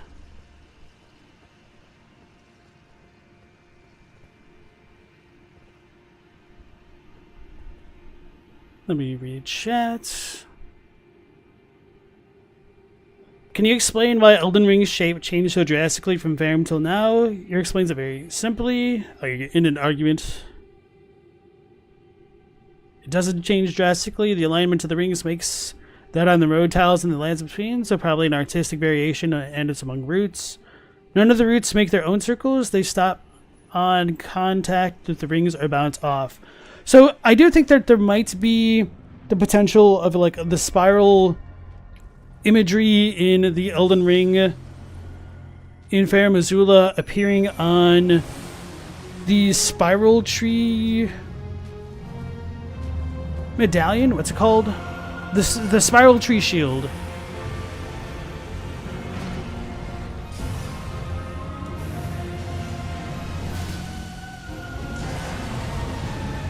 I should have known to not heal after that.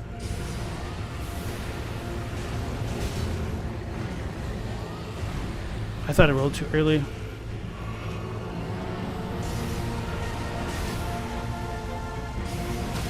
Thought so.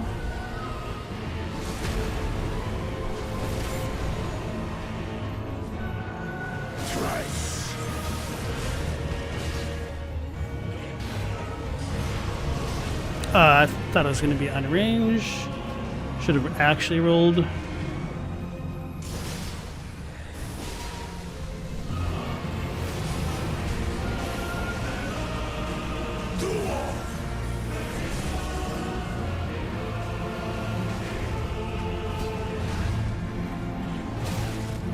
That was silly. There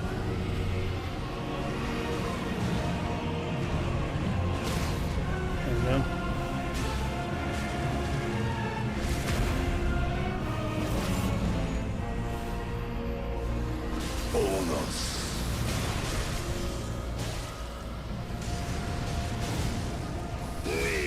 Yeah, this is the point where having, like, bleed and frost is extremely useful, because you can just burst him down while he's doing that, depending on your weapons. Hey, the Mimic healed. Love to see it. Uh-oh. Ooh, baby.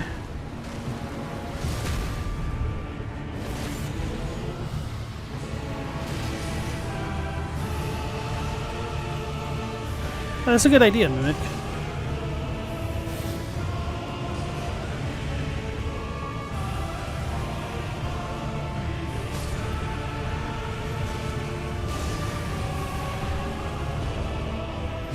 Can't see. I need stamina.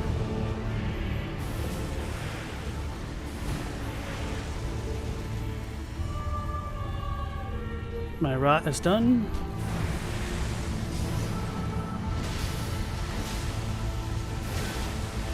No!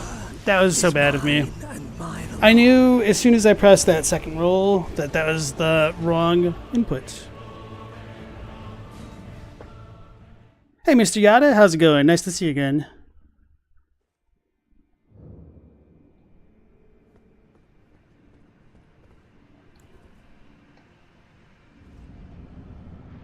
Let me try to actually remember my buffs.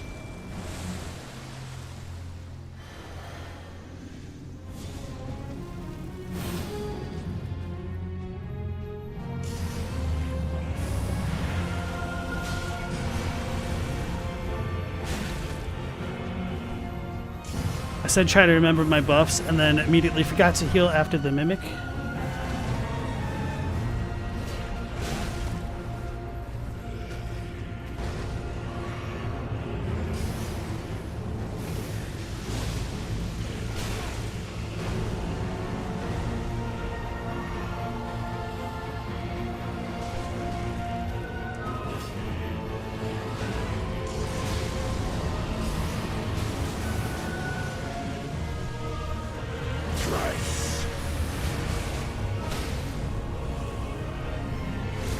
I didn't know I could still take blood buildup while in the visceral pose.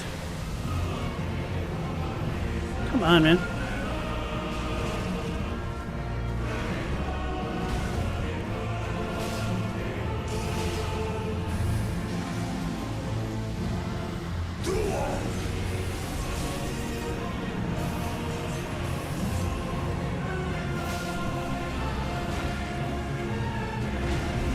Leave him alone.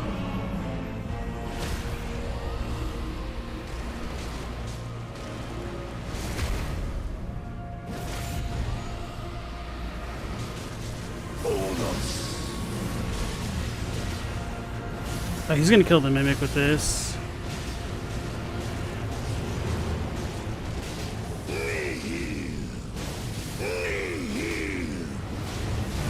Oh, that doesn't actually hit the mimic? What the hell?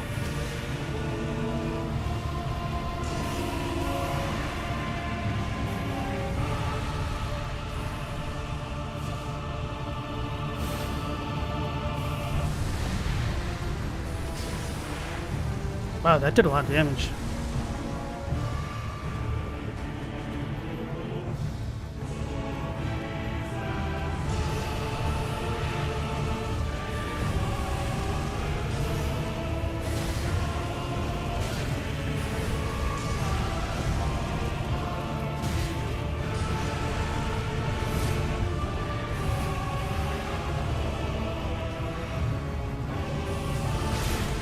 I tried to roll out of that. I whiffed it. Damn. I need to heal before I get blood lost. Or after, apparently. So I'm out of heals. It's not good.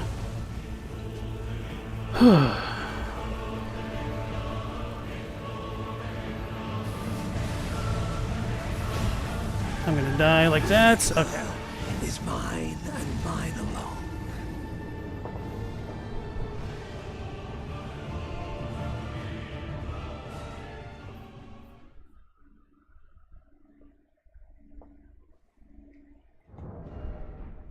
Let's see what I can craft here.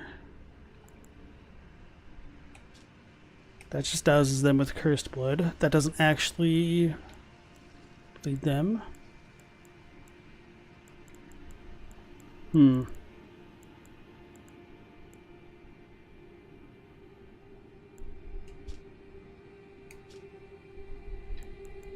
I almost feel like I don't want to use any of them.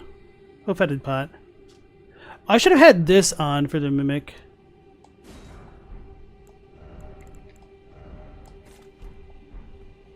Okay.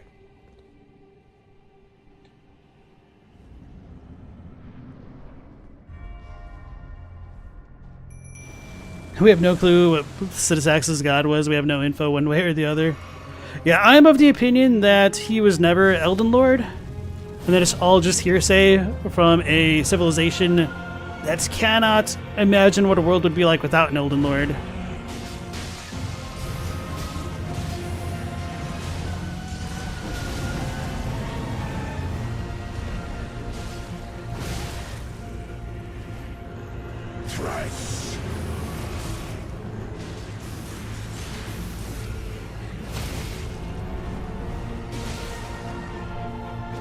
Oh, he got it.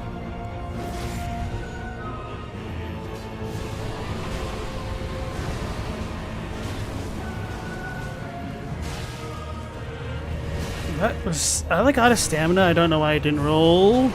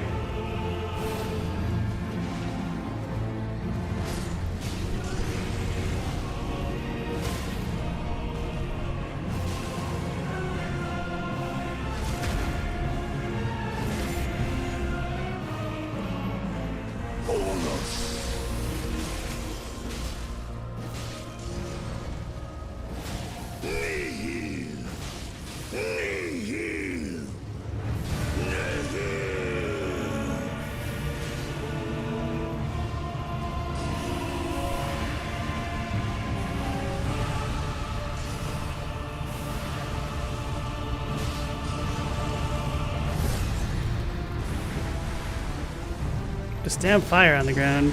Oh, that's gonna hurt. Heal.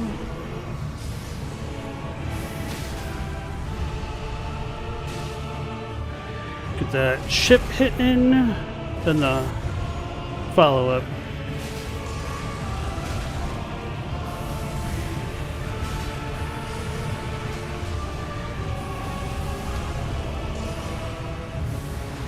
Alright. Now we can just chill, baby.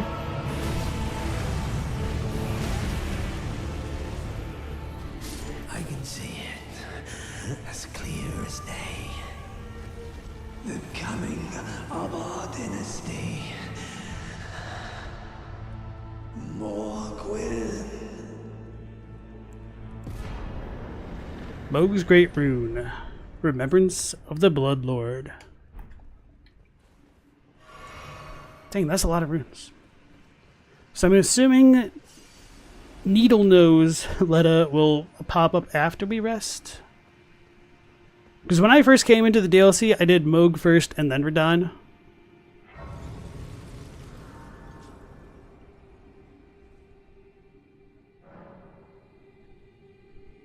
Yep, okay. Just got a level up. Ooh, baby. That's a lot of levels. Okay. Level 100? That's not too bad for the DLC, especially if I'm going to be using blessings. My first time through, I started at 125 or 124 or something like that. So, I'm fine with this. Thanks for the GGs. Hey, Jay Dixon, welcome back in. Do I have the shackle? No, I never went down into the sewers on this run, which I think I actually should for one of the bell bearings now that I think about it, yeah. And Roger, Sobknuckle, welcome back to the stream.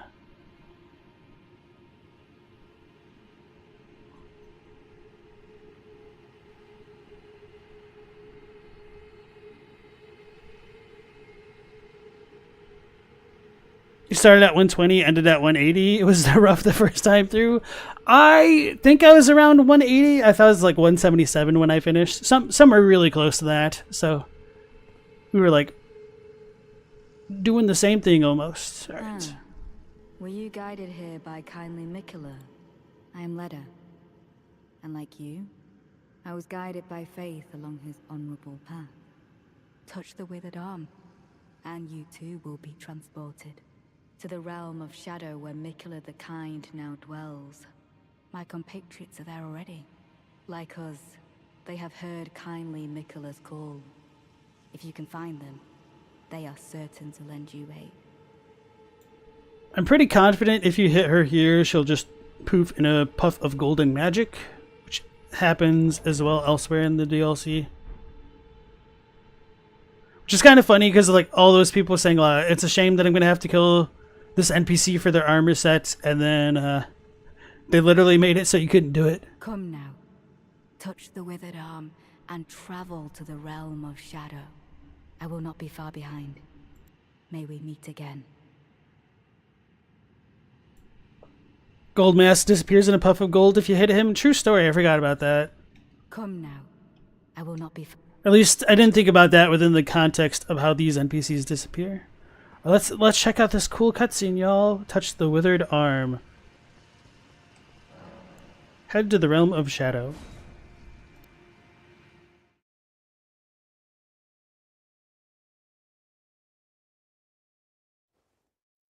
Whoa, what a cool cutscene.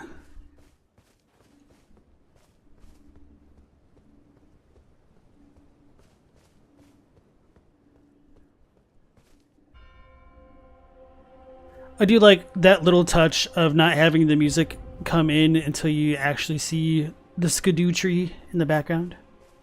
For anybody wondering, it's not actually the skidoo tree, it's the shadow tree. Really should just be like shadow tree, but they wanted to be fancy with the localization, I suppose. So we have already leveled up, and we are in the gravesite plane. Finally entered the DLC. Let's go ahead and switch our physic, because I will forget otherwise for the rest of this playthrough. Boost poise and all FP consumption. Poise one's really good.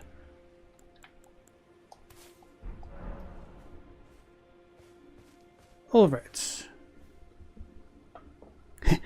Greyard's favorite cutscene. Best one in the game. What lets the withered arm let us into the land of shadow? Good question, because it seems as though Miquella needed Mohg to be ushered into the land of shadow. And some people have theorized it could be because he's an omen and therefore is like graceless and wouldn't get sucked into the Erdtree, and that might be the kind of connection. So the eagles make that kind of screeching sound in this one. I always forget where the beast claw guy is. He's somewhere over here.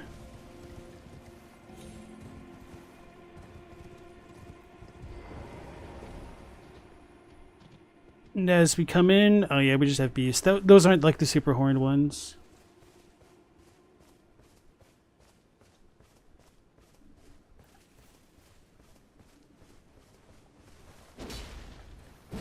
So as we come into the Shadow Realm, there's a lot more orangey type stuff going on, a lot less yellow as one would expect from like the rest of the Lands Between.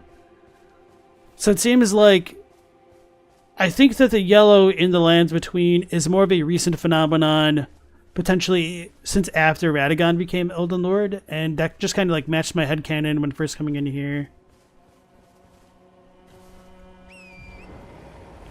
See, further down here, I think I'm too far, aren't I? Yeah.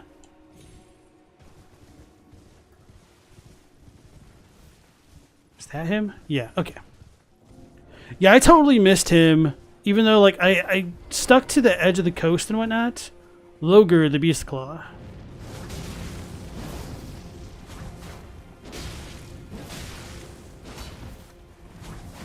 That's a familiar sight, dealing no damage. It doesn't help that my weapon is not maxed out by any means.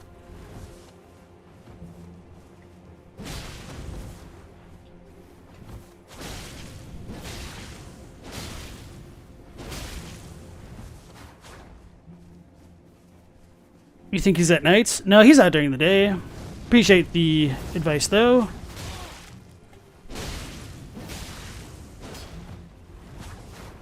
The Beast Claws lacerate. Got our Wolverine, huge jacked man NPC. Loger, not Logan. Don't get it confused. Oh, damn. I got it confused. got it twisted. Wait, does he have horns? No, that's just blood on his face. I was like, what the hell? You wish the arm grabbed us like Manus does in Dark Souls 1? That would definitely be cool. Ooh, that's not pretty. The loaded...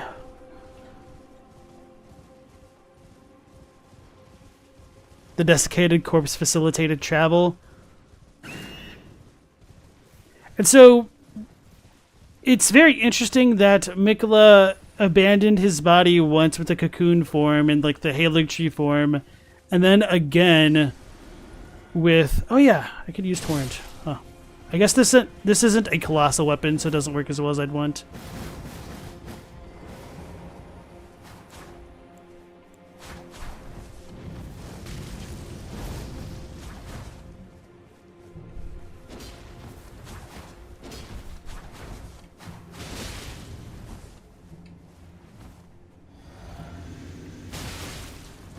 Wow. Okay, that's a lot of my HP. Get stuck on the tree, son.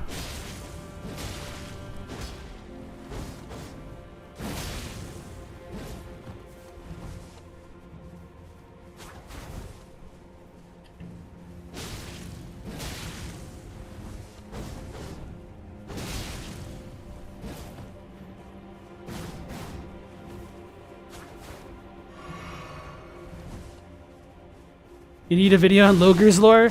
I do kind of talk about it a tiny bit in my last video, but not like anything dedicated on him. That seems something more like Square Table Gaming would do. Because there's not a ton to work with when there's just like one random tarnished dude who has like one item relating to him. I wonder if this dude's death blightable. I wouldn't be surprised.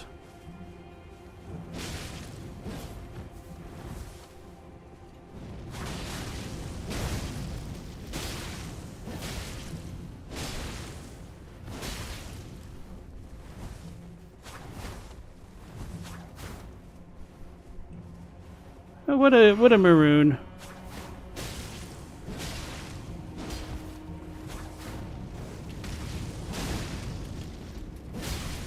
I'm out of stamina, that's not good.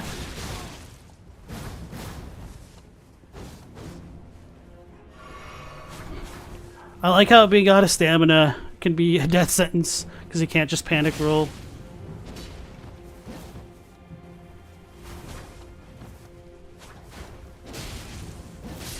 There we go. Beast Claw.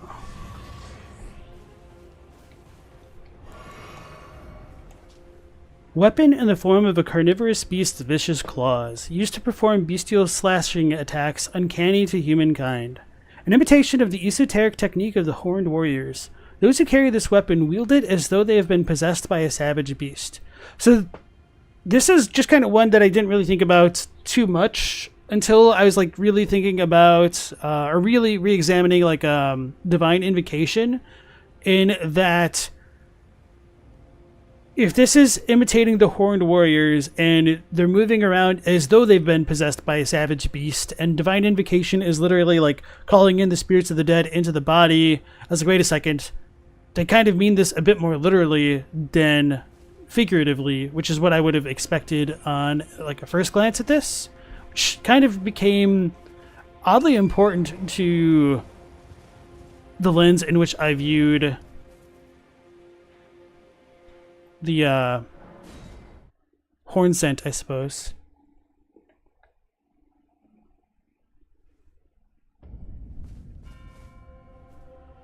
I might be able to level up again. I was not paying attention. Oh, and just need like 4,000.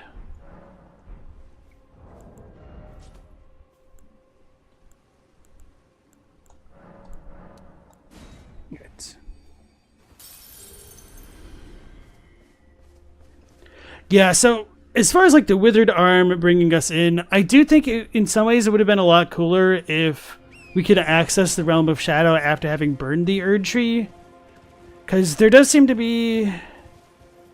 like, I don't know what's going on with the Shadow Tree and the Erdtree, like, at all, pretty much. to me, it seems like it should almost be like a Radagon type thing, because we've got all these Carians in the realm of Shadow, but that doesn't mean the Shadow Tree didn't exist at that point. So like the segregation of the realm of Shadow from like the Crusade are like two different events, but they're not really elaborated on very much at all.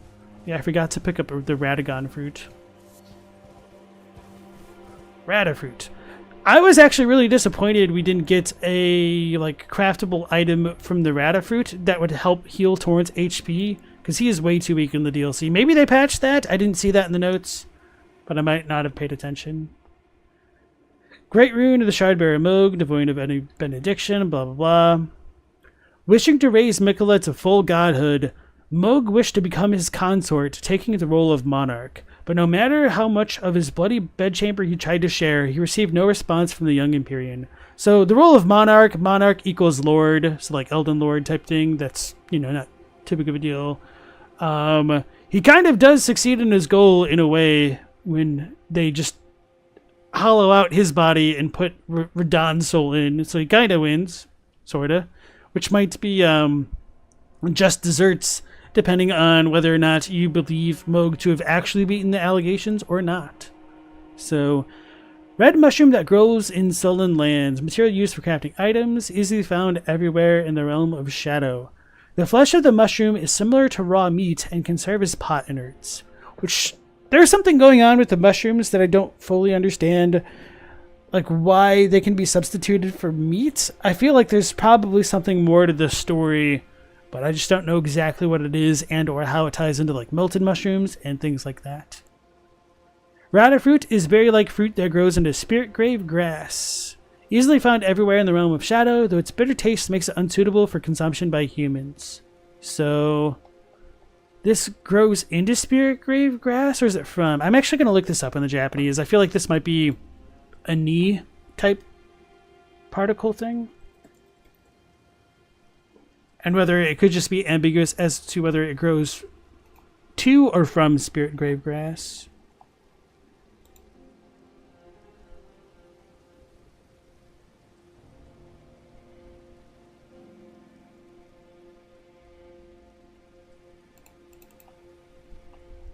Oh no. It definitely says it becomes like spirit grave grass.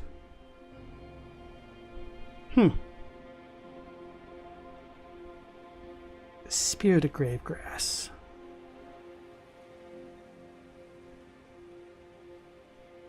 I'll need to muse on that a bit more.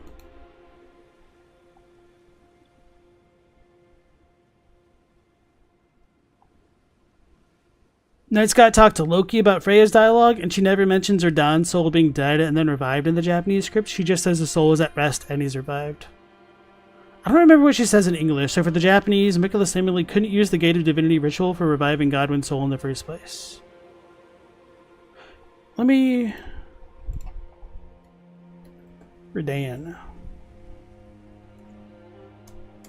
Does she actually say his soul was dead? If so, I'm really surprised at that in English.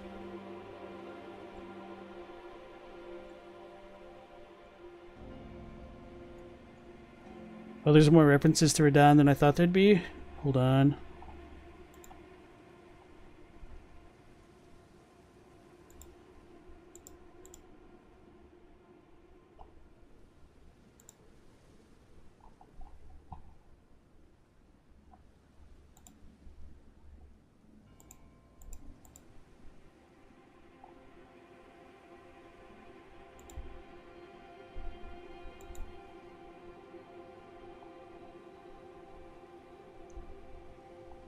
Radahn's soul met an honorable end. Oh, okay, I can see which...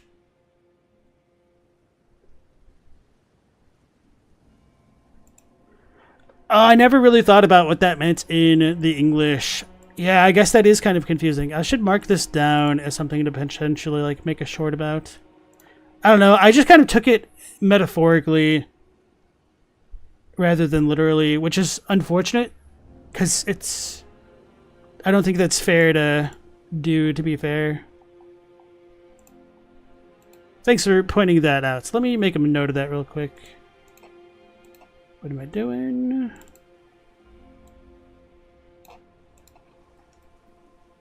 Freya or Dawn Soul. Okay.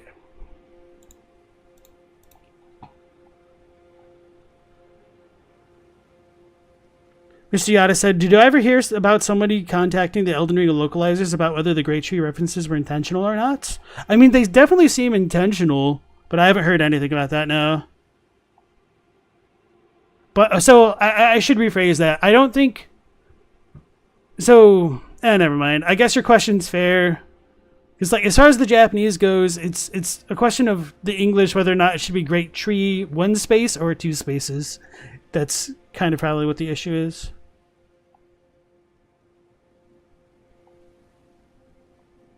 English script gives the impression that Mikola could revive the soul. Japanese never implied that. True story. Yeah, I could definitely see why a lot more people would be upset with the Godwin stuff then if they were thinking that souls could be revived. Night Scott says, fungi are surprisingly close to fauna in an evolutionary sense, and some can taste like meat. Yeah, I definitely know that. I just wondered if there's something more to it for this. Curious that it's white and red mushrooms? Like the alchemy themes of white queens and red kings.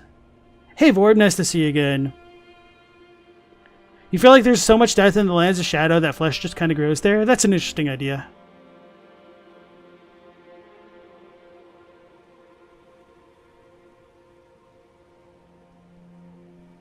Global asks, is the same shadow kanji used for the Shadowlands as for Blood and Malekith's shadows?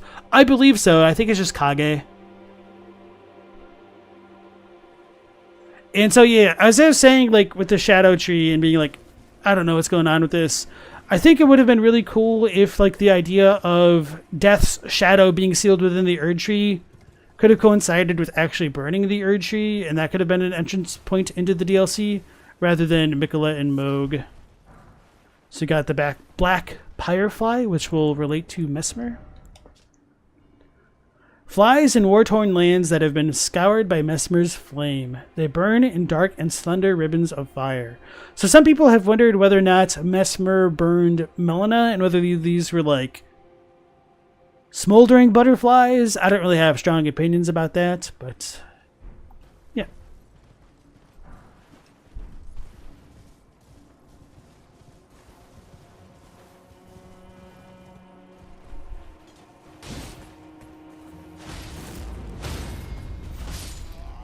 I don't do enough damage yet.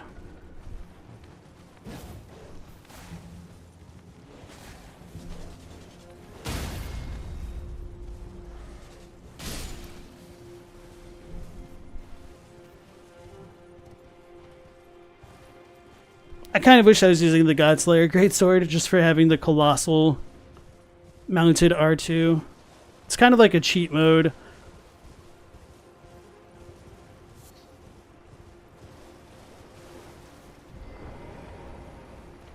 So I don't think I can juggle this dude indefinitely if I'm not mounted. Oh, come on. I was not even trying to do that.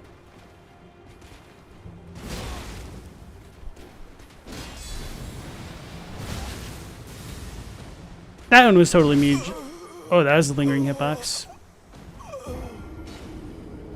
That's embarrassing. Anyway. I used those runes and then I didn't level up. Just came to the conclusion. You're surprised at how little the Shadow Tree actually played in the DLC? For real though. There's shockingly few lines relating to it. Like most of the lines of the game are more like the mechanical stuff. It's like, oh, do you want to use a Shadow Tree blessing? You'll need to use this amount.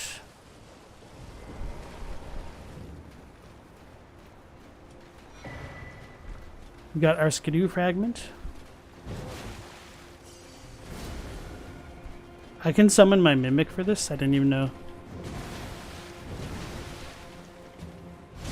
There we go.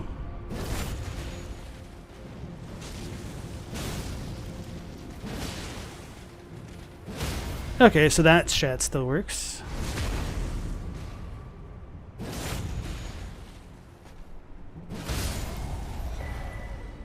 Black Steel Great Hammer.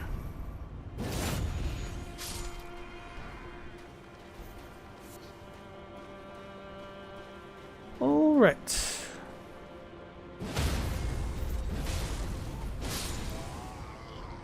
Ah, Smithing Stone Tier 3. It is a little bit shocking how weak a lot of the upgrade materials are for the DLC when it's such a post-game area in general. Alright. So about the Shadow Tree Blessing. Shadow Tree fragments can be found across the realm of Shadow. Consume these at sites of grace to bolster your Shadow Tree Blessing. The Shadow Tree Blessing bolsters the recipient's abilities to deal and negate damage, but has no influence outside the realm of Shadow. A splinter of the Shadow Tree that contains golden brilliance. Acquired at the Church of America and other places in the realm of Shadow. It's interesting that they put acquired at the Church of America rather than Churches of America. It's because English or Japanese doesn't always make it clear what's singular versus plural, but I'm just a little bit surprised at this one in general. Consume these at sites of grace to bolster your Shadow Tree Blessing. The Shadow Tree Blessing bolsters the bearer's ability to deal and negate damage, but has no influence outside the realm of Shadow. It is said that when the Shadow Tree crumbles from its core, that it will scatter across the entire realm of Shadow. The people of the Erdtree collect the splinters and use them in prayer. And so as we come into this Church of America, we can see that the statue of America is defaced. So I kind of put this in one of my closing thoughts from my last video about why these statues may have been defaced.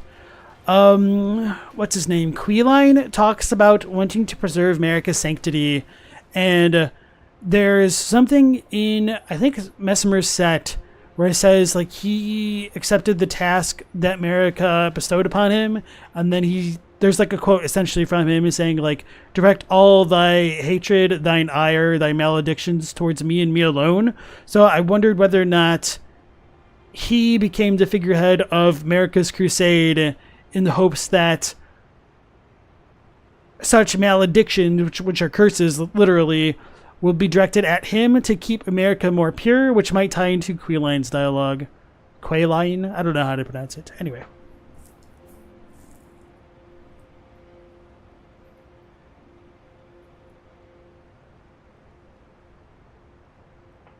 You wonder if the Black Knights know they stole that move from Radagon? Maybe.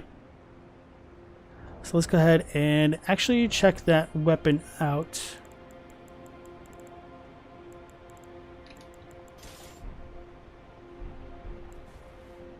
So now that it's night, we can't see a damn thing. But I do like that we have a depiction of the Elden Ring on the hammer itself, which says, it's a weapon of the Black Knights, servants of Messmer the Impaler.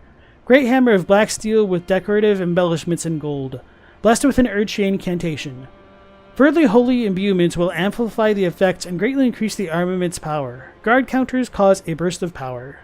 And the skill is Endure. So this works really well with like that deflecting hard tier in the DLC.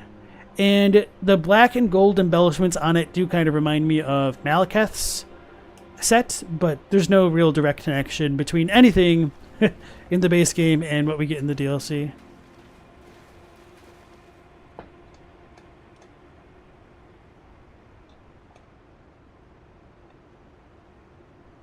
The Knights have such good shields, a Holy Infusion lets it hit 100% Holy Resistance. Yeah, I didn't know you could get 100% Holy Resistance with it. Otherwise, I probably would have tried to use it against Radahn. But I was also, like, over dealing with Radahn by the time I was at that point.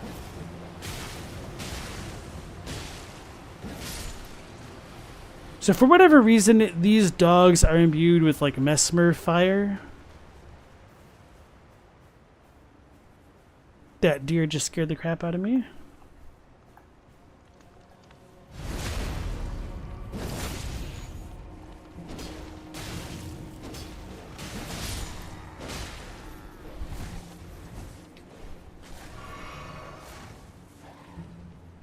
Okay, I thought I heard a second one. It must have just been like a weird audio thing from this one. And it lived.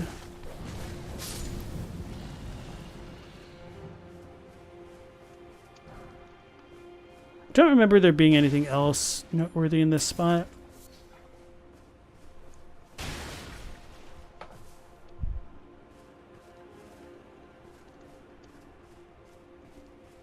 I was kind of surprised. Oh, fire coil. I was kind of surprised at how lethal a lot of Mesmer soldiers would be. Oh, I guess I should probably take that back because I was playing with like no blessings. But I was surprised at like how much harder they hit once they use their like buffing ability. Hey Leon, nice to see you again. Did I find a spirit gravestone yet? Not yet, unless you want to count like the non-interactable ones, like these. Also, there are way too many waterfalls in the DLCs, which did not have secret entrances behind them. Big disappointment. Speaking of like hidden caves and waterfalls, did y'all watch that new trailer for The Legend of Link? Looks really exciting. Although I'm a big fan of the older style Zelda games. Okay. I was a little bit terrified that that dude was coming at me. Oh, damn it.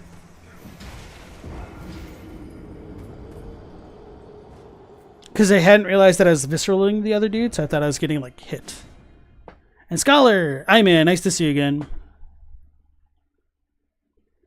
The fact that this hammer has a lesser version of America's Hammer's Ash War is interesting. Yeah, I really like a lot of the DLC weapons. I just wish I could enjoy them more in the DLC. Like, if there's like a separate weapon upgrade system, or if like there was a permanent upgrade system, like a hammer style, that would have been cooler. I don't need to fight these things.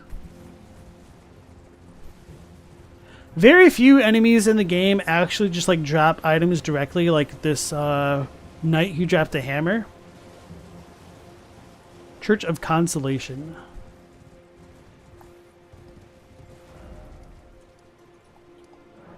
Alright. So that's pretty much that for that area. I guess I could have like looked down towards Charo's area and whatnot, but oh well.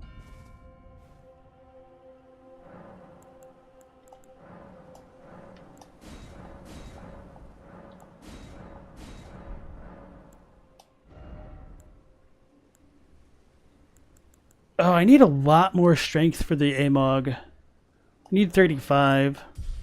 So I'm going to pump that up. Alright. The spear variant of the Mesmer soldier is a menace early on.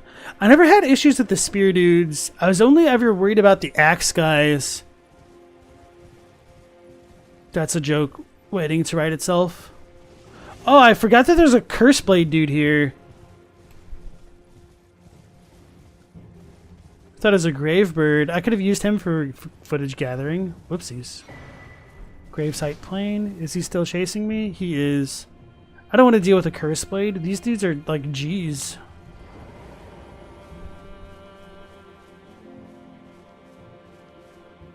I thought he was leashed.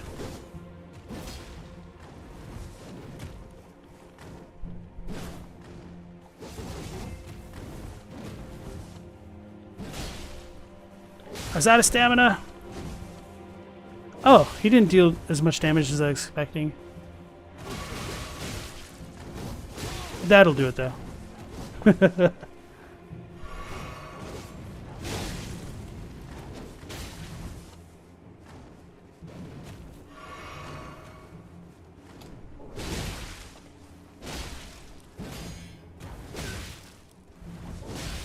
gonna die.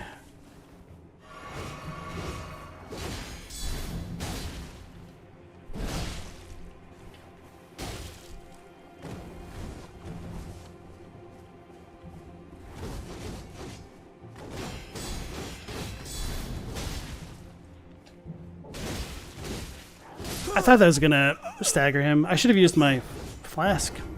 Alright.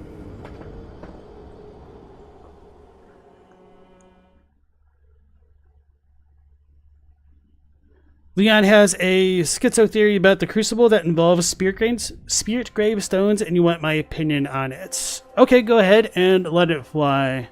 Although, just to be fair here and transparent, when I stream, I can't like devote as much brain power to theories as I'd like. So it might be better to try to get my opinion on it in the Discord when I could like give my undivided attention to it. But I'll still try to hear it out nonetheless. Oh my god.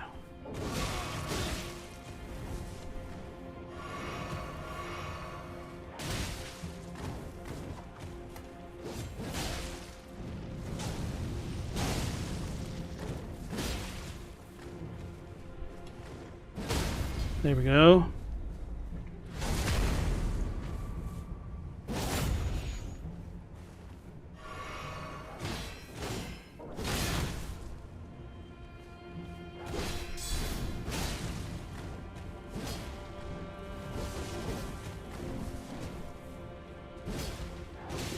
And I'm out of stamina.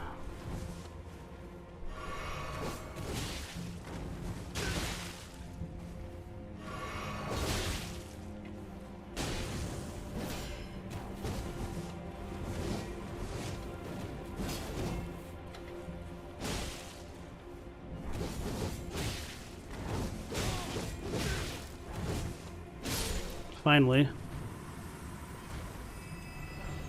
Curseblade Mask. That's actually pretty good RNG, because that wasn't an automatic pop-up.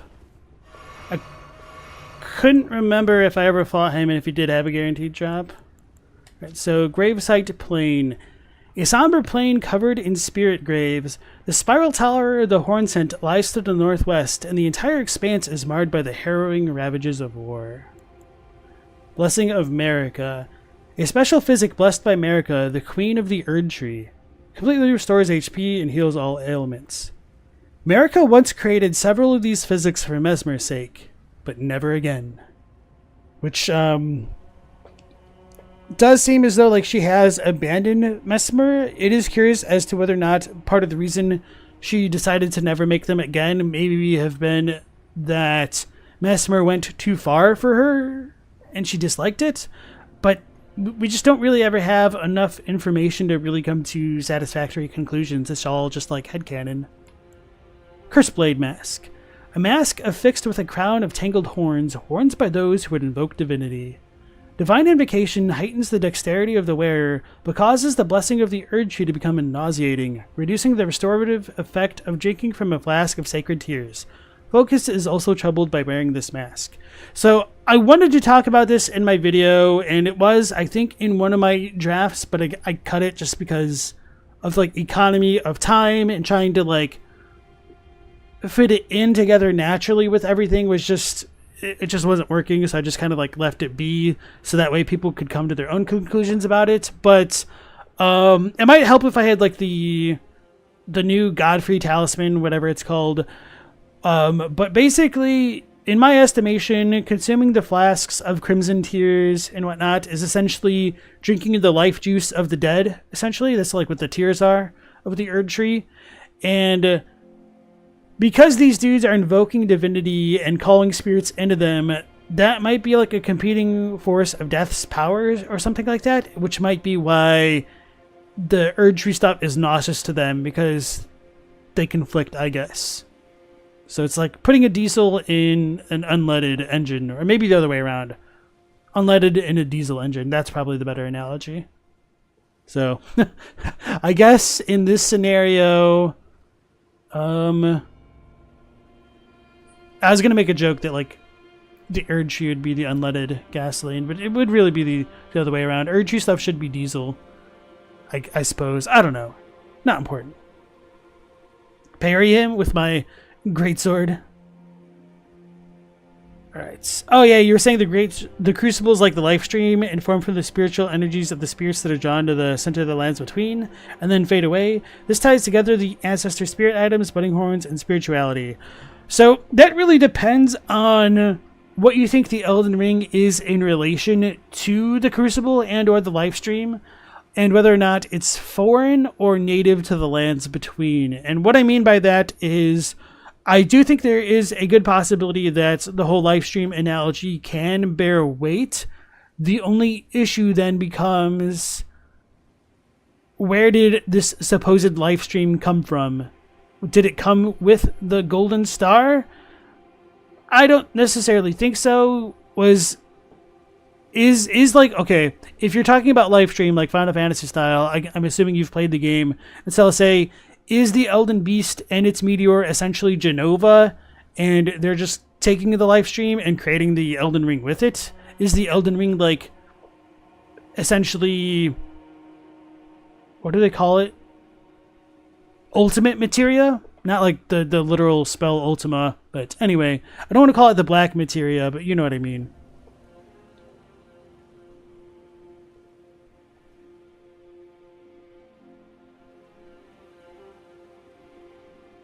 Did I see Bonfire V ends video showing the fire golems in the DLC have subtle facial expressions? Yeah, somebody had posted that in the Discord like right before I went live, and I looked at that. That's pretty cool. Axe Guys, aka Diet Godfreys. More like they lost their protein Godfreys. Damn, I only got 1,500 runes from that? That's like nothing for all that work. At least we got the lore item, though. Is it this tree? No, I think it's the next one. Right.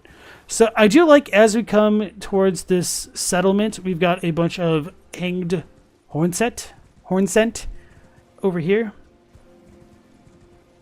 which might have a bit of a relation to like what's going on with Farum Azulan hanged dudes. There's also some random hanged to those who live in death in Leyndell as well.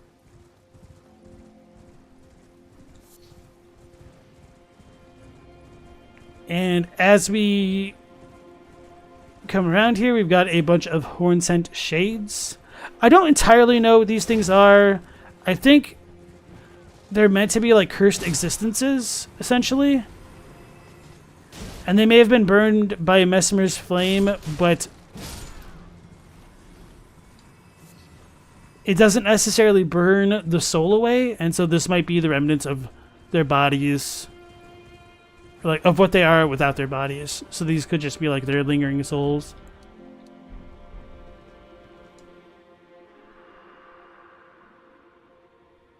Everyone, burned to cinders, burned away, put to the torch by Messmer and his lot. What did we do to deserve such a fate? We merely lived our lives. We lived in peace. And then Letta says, you know, these dudes are no saints. They were just on the losing side of a war. Which, I feel like a lot of sympathy for the Hornsent went down the drain with the Jar villages, Hefty Cracked Pot. It's kind of a fortuitous timing. And so as we come into this village, we do see a bunch of Hornsent graves for the burned folk. So it shows that they practiced burials. Just kind of weird to me because we've got so many Gravebird things that I would have thought that they would have burned their death in Ghost Flame, and they would have like revered Deathbirds. But it doesn't fully pan out. Which doesn't mean that they didn't or like don't, I guess, but maybe that's just a more ancient practice.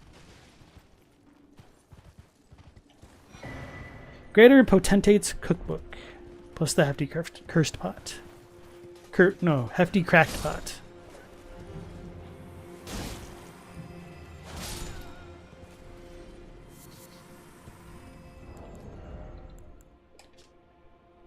So these descriptions are the same. Hefty Cracked Pot. This hefty empty pot somehow mends itself when broken. Essential vessel for crafting hefty cracked pot items. The materials and magic sealed within deploy their effects when the pot is thrown. The greater potentates of Bonnie Village craft these and store them in a frozen gaol. Jail. A record of crafting techniques of the greater potentate who roamed lands near and far.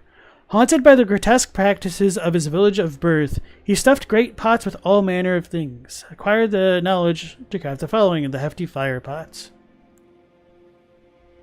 Alright. Good enough. So this could be an indication that the potentates were horn-sent. And that might imply that the horn-sent aren't too different from like normal people. But anyway. Don't remember if there's... I guess there is an item over there.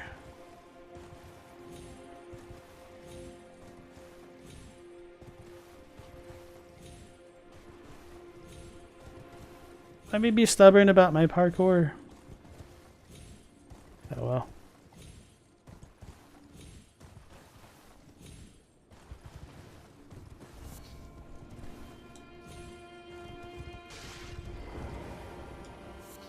Alright, all of that for a drop of black pyrefly.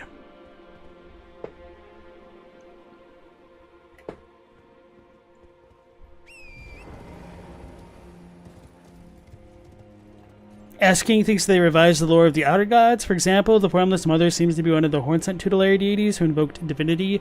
I don't think she is a tutelary deity herself as much as she was using it as a vessel which the horn-sent could come into contact with. So I honestly think her lore is in line with the base game.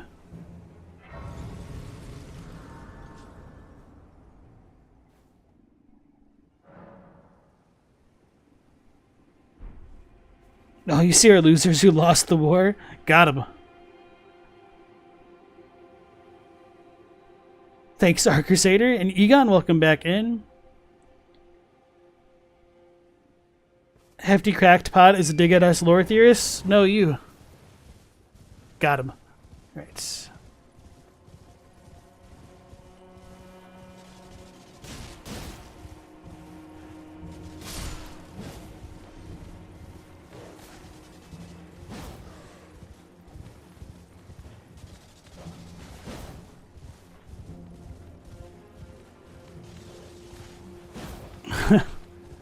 Weak. There we go. I'm not going to deal with the hefty golem now because it's just annoying. It's going to take forever. There's better weapons to do it with. I know. All your resentment lingers yet. The raw stuff from which I shall surely forge a curse upon the dastard Mesmer's head, upon Marika's children each and all.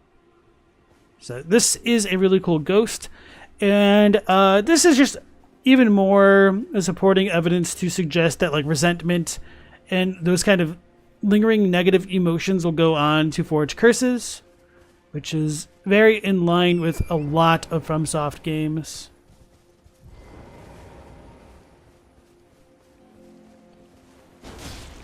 I don't know why some of these dudes glow. Damn it. Okay, well we can fix that. With their pots. I know some of them drop special items. I wish I remembered that these things actually used like rancorous spirits. That would have been good for footage in my last video.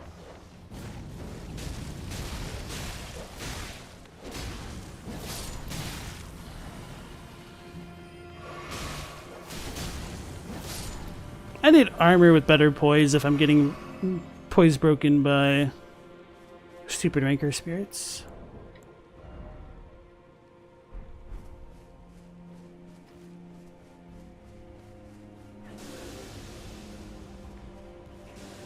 So I don't think these dudes actually have horns.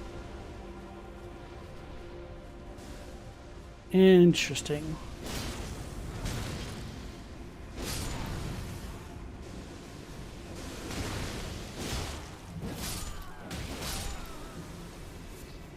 Not resin.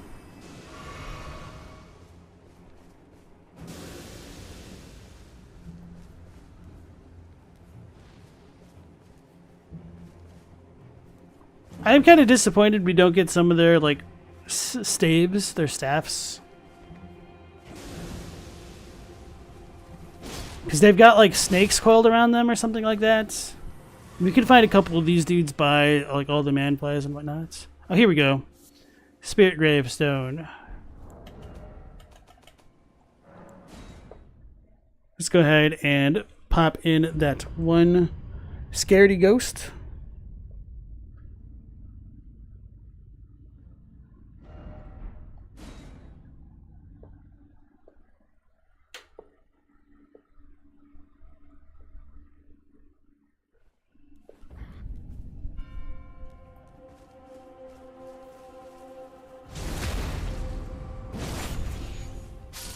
What he drops. Silver Horn Tender. Oh, and a Scadutree fragment. That was worth it. Yeah, I don't remember where all of like the Shadow Tree fragments are going to be.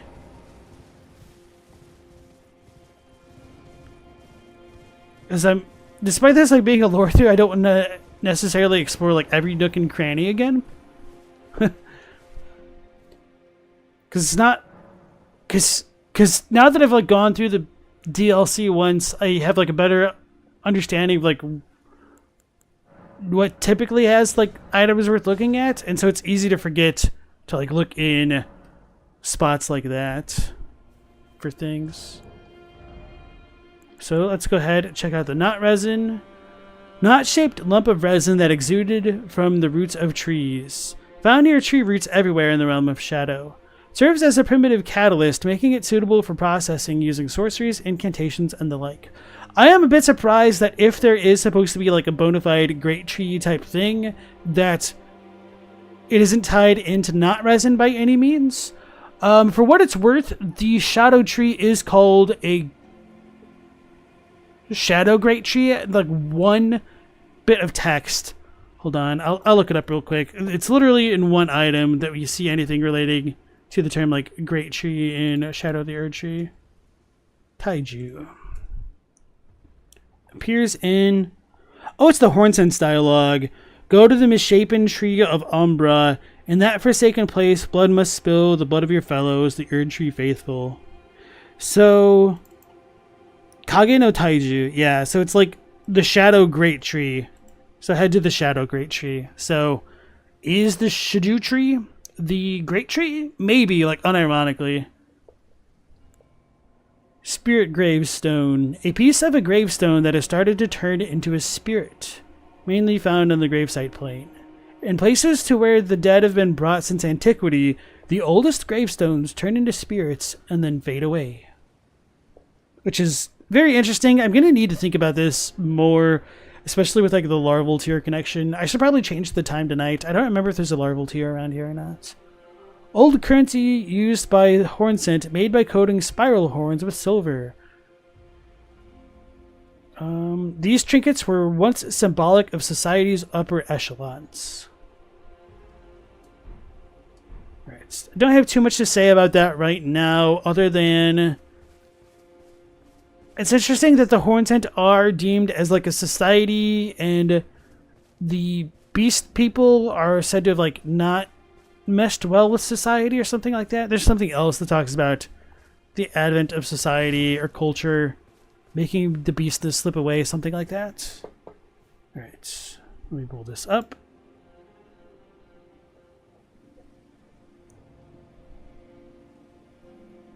You think the pots and the smith script weapons use the same technology in terms of like coming back together? I never really thought about it. I just thought of it more as a gameplay mechanic with the pots coming back together. That's an interesting point though.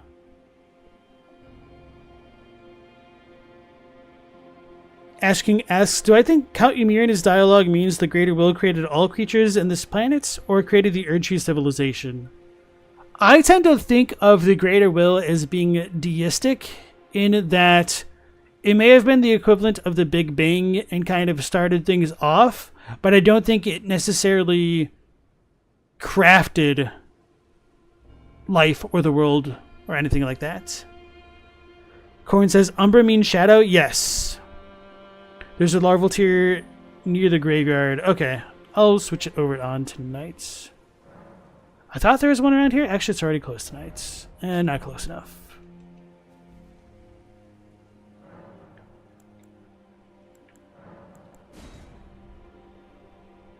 Yeah, I think Umbra is Latin for shadow. It appears in a lot of games, this references. Just shadow and night and whatnot. It is a little bit disappointing. I don't know. I have mixed feelings about this. That there's not much reason to either do like the night or the day cycle in the games. Or in the base game or the DLC. Like, it doesn't really matter. And it's pretty much exclusively better to roam around at night. Just because, like, I don't think there's anything missable in the day.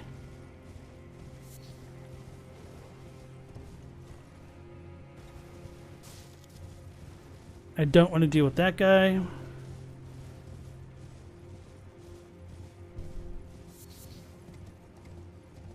But I do want to get this painting. The Sacred Tower painting.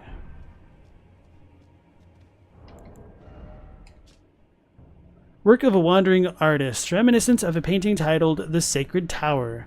This painter, blah, blah, blah. The soul of the... Yeah, it's all the same. So, this depicts Belurot and Anir Elim, with Anir Elim already being sealed away. And not really too much else to say about that. I think this one we can get already. Wait. Is this the one that I'm thinking of? No, because there isn't a bridge here. Oh, okay, I remember where this one is. This one is really annoying to get.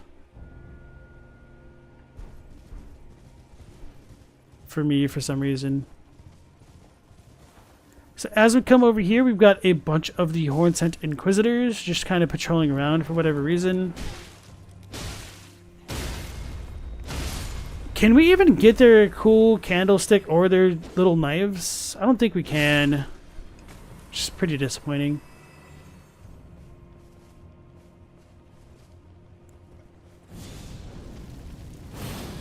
Do I think the Greater Will is more than an Outer God? I don't think it's necessarily an Outer God, because it's probably more inner to the Order.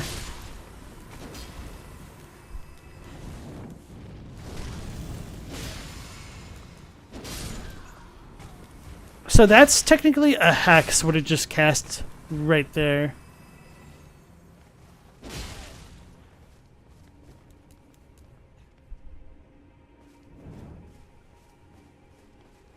I thought it was about to breathe fire. Whatever.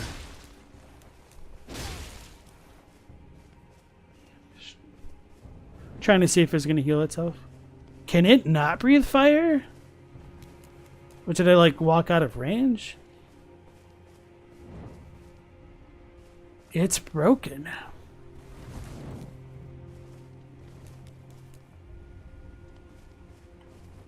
So, I do think it's really interesting that these dudes got, or these girls have, like, bells on their armor, their clothes. That might be, like, a death type thing. Backhand blade, one of the greatest weapons in the game. Curved blade wielded with a backhand grip. A type of weapon wielded by Horn-Sent for generations. The style of combat associated with this weapon is marked by spinning slashes and gouging thrust attacks.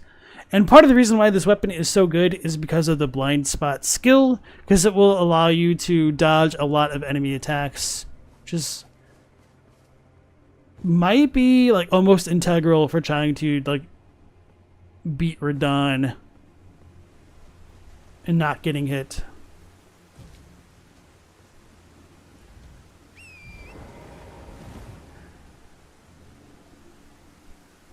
You think it's on the way to the church with a hammer drop.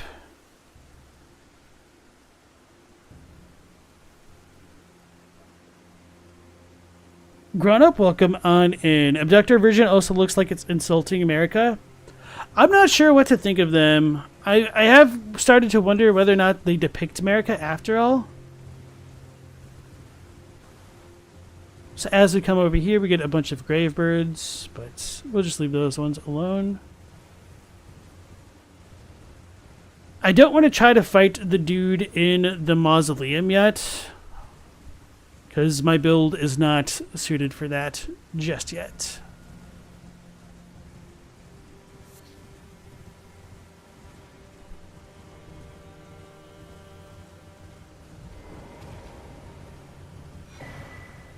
Shadow Tree Fragment and the Empyrean Blood Burgeon.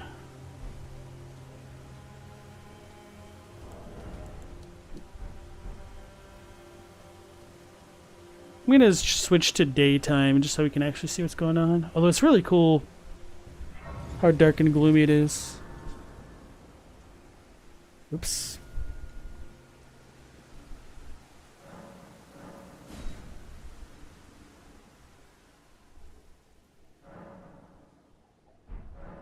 Ghosts and castles could be wrong, lots of propaganda and lore. Oh yeah, I definitely agree with that.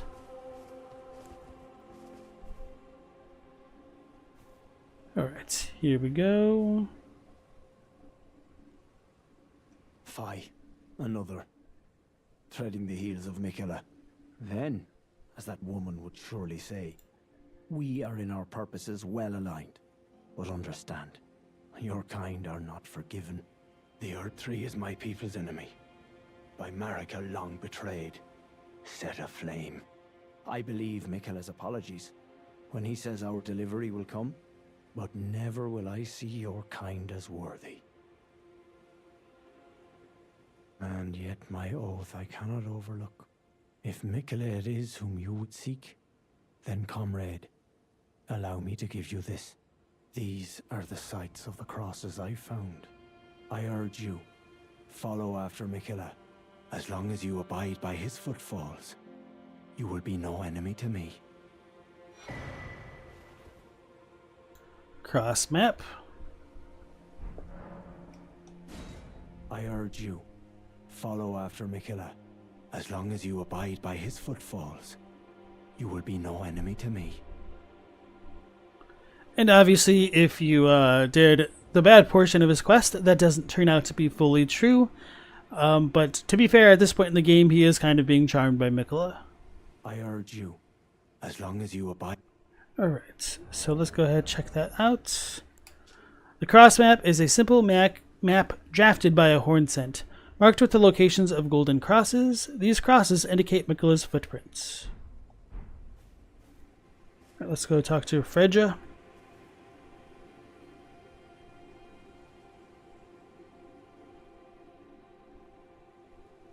There we go. Ah, Lady Leda spoke of you.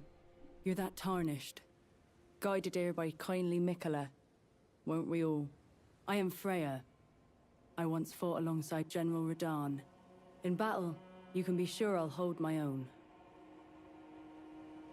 Oh, another thing. Did you speak to our dour little friend? If you've yet to do so, have him give you a map of the cross's whereabouts. You'll find more of them dotted about these lands.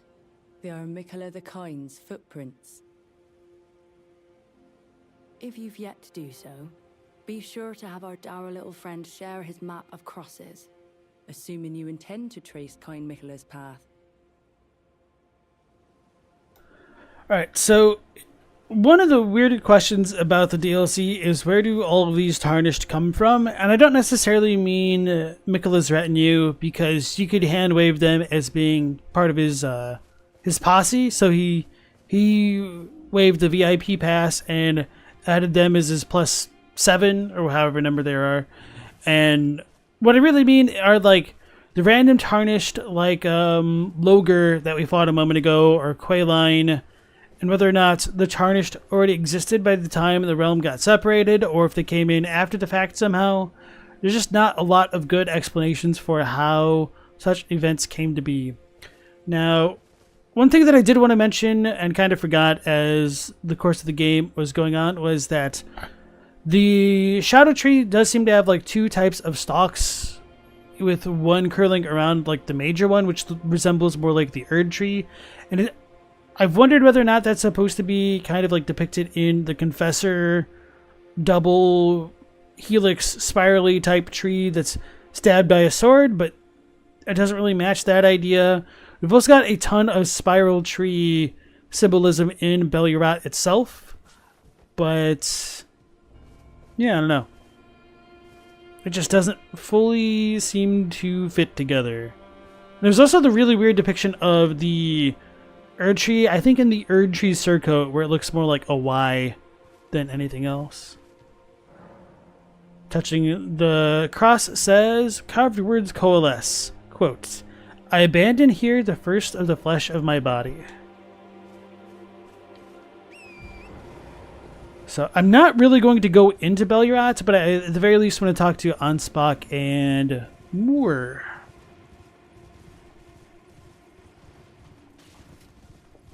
So I'm trying to think of what order I want to approach the DLC in, because I kind of feel like making almost a beeline to get the Ancient Meteoric or Greatsword, even though I can't use it yet, because my strength too low. But I could always just power level if I really wanted to. And if that'll screw up with any of the quests, if I go to the Skidoo Altus before fighting Rolana or the Lion. Got another fragment. Let's go ahead and use it. Alright, Elden, you have a good night. She says, weren't we all with you ain't special energy?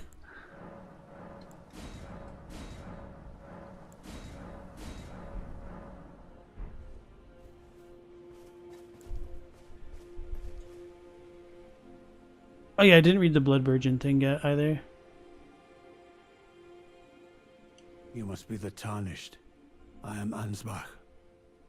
Formerly in service to Lord Mohg, but now, like you, another soul guided by kindly Mikola. I'm hardly the steady hand I once was. My fighting days are far behind me, which is why I have chosen to dedicate myself to investigation, to discern tender Mikola's ultimate purpose.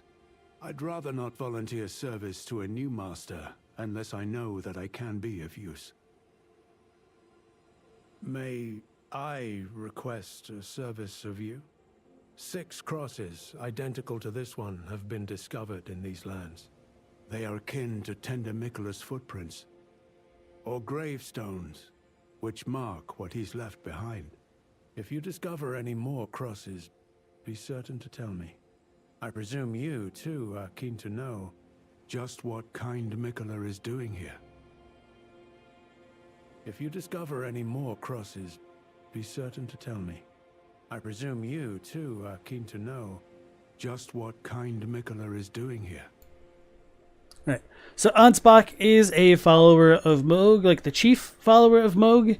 Later on, he has an interesting bit of dialogue, or there's an item that says like he wounded Mikola and like the blood poured out, but he says like his blade never reached Mikola as well. Although maybe that's just part of the effect of the charms. He doesn't fully remember. I could just be misremembering, but I mentioned it when we first came towards the DLC that it is kind of weird trying to put together the sequence of events of when and how Mohg was bewitched by Mikola, because if Mohg stumbled upon Mikola when he was in his cocoon, one would assume that Mikola wouldn't be able to like grab onto him to charm him, perhaps. Or maybe Mikola's rune was still part of him, so he didn't need to necessarily grab onto people to activate its effects to charm people. But it just doesn't make a lot of sense how both Mohg and Ansbach failed unless Mikola charmed them earlier and somehow it became part of Mikola's plans to be absconded from the Halig tree in his cocoon by Mikola, he may have been absconded from his cocoon by Mohg, and that could have been part of his plan from earlier. There's just like a lot of stuff with Mikola that doesn't make a ton of sense to me, but doesn't mean that there isn't sense behind it. But if there is that sense, we just don't know what it is. And then Global Sequence is saying that the Shadow Tree Chalice has 2 unique types of leaves inside it. I'll need to double check, because I think I remember that like the leaves there looked interesting, but I haven't paid enough attention to the leaves of all of the flora of the lands between to necessarily know if they're like truly unique.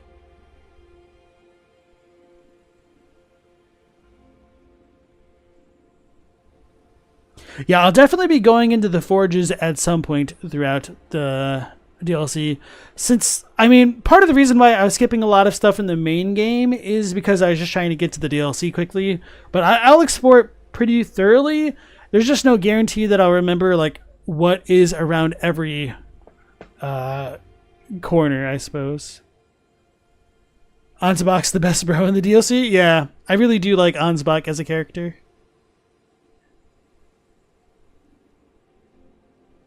The blue Crestita shield the Confessor starts with is eye-opening. It depicts a river and a forest. 2 trees on one side of the river and one on the other.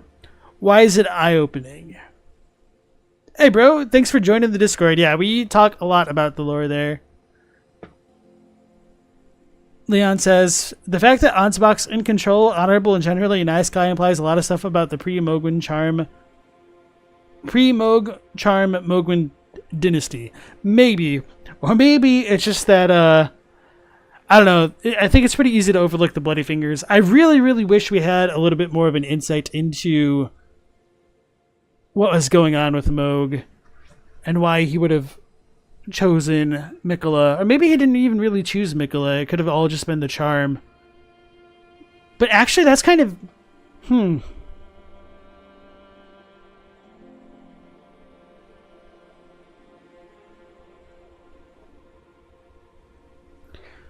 It's interesting that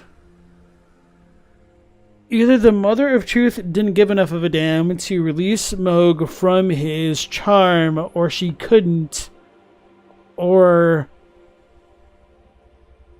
something along those lines. And I'm like wondering if Miquella's charm can overpower the control of an outer god.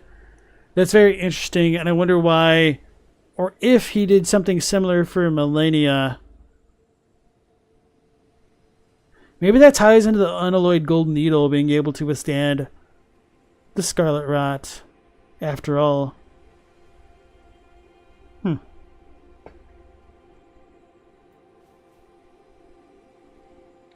Black Man says, the river's the boundary, the 2 twisted trees of the shadow on one side, of the single tree of the gold on the other? Okay, I'll look at that.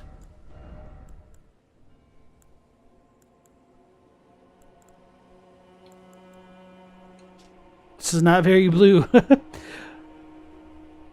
medium-sized metal shield, easier to handle than a kite shield. The crest represents a forest and a river. A forest. I'm going to look this up in the Japanese.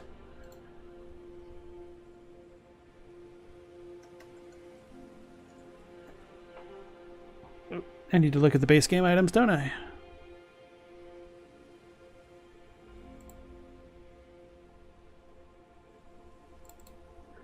Yep, definitely river and forest. Interesting.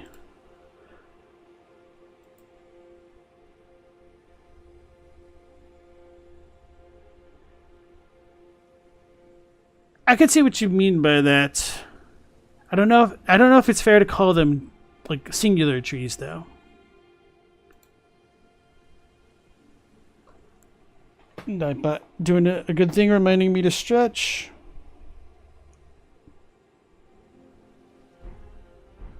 Right.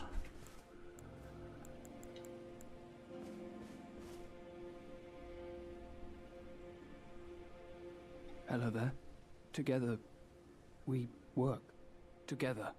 For Miquella the Kind. Many things we have found. Alright, so this is more. Some people have wondered whether or not he himself is a kindred of rot. And somebody like posted a picture of a kindred of rot next to his like dead body, but that's a separate kindred of rot and he isn't necessarily a kindred himself. So, Sealed Spirit Springs. A note found by the Forager Brood contains information about Sealed Spirit Springs.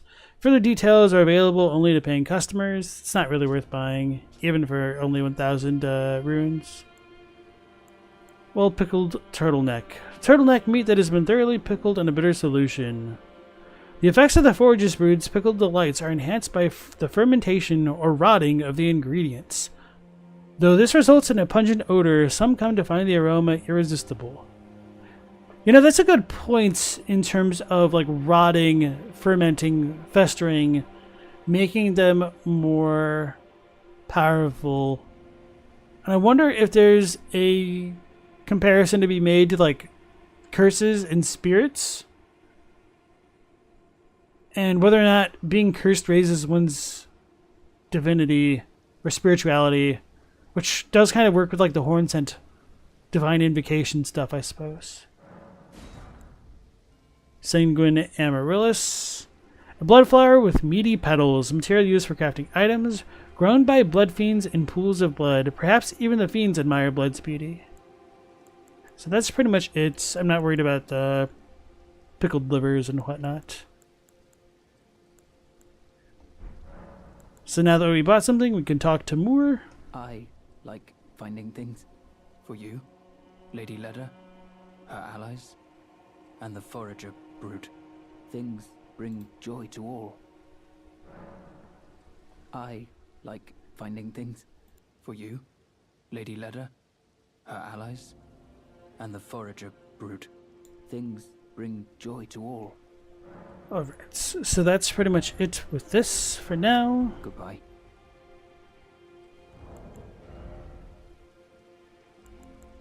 Empyrean Blood Burgeon. A young shoot heavy with Empyrean blood. Exceedingly rare to find. Said to burgeon forth from where the golden blood of Mikola, the wounded Empyrean, pooled. So, actually, let me double check this, if it is golden blood. This could just be an English thing.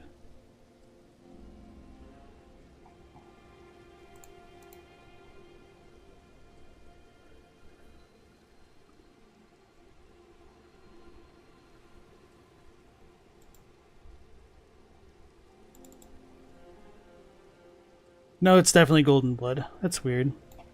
Golden blood pool. It just kind of annoys me. There's like, he's got his lilies, he's got Trina's lilies, now we've got this other stuff. It says he has golden blood, but this must be like, it has to be metaphorical because we don't actually see gold blood come out of his cocoon with Mohg and whatnot. Anyway. Carved words coalesce. I abandon here part of the flesh of my body.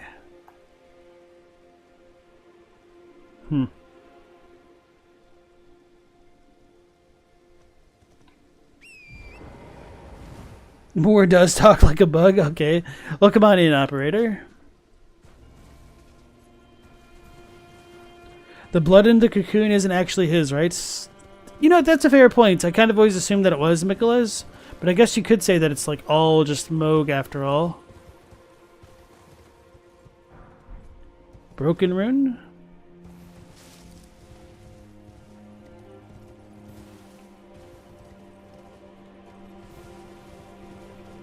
I don't remember if there's any cool items over here, so I'm just gonna mostly skip over these enemies. I don't want to deal with the dogs. Smithing stone tier 3, oh boy. We're rolling in the dough now. Funny how there's no crosses near the jails or Bonnie Village. In terms of like following the footsteps of America, maybe.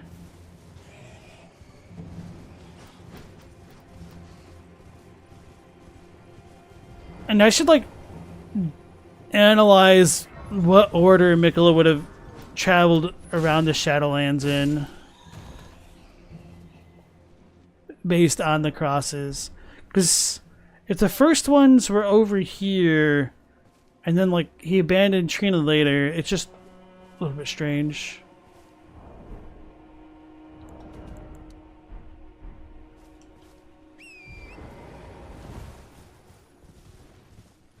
Oh, I forgot to get the other thing down below. Oh.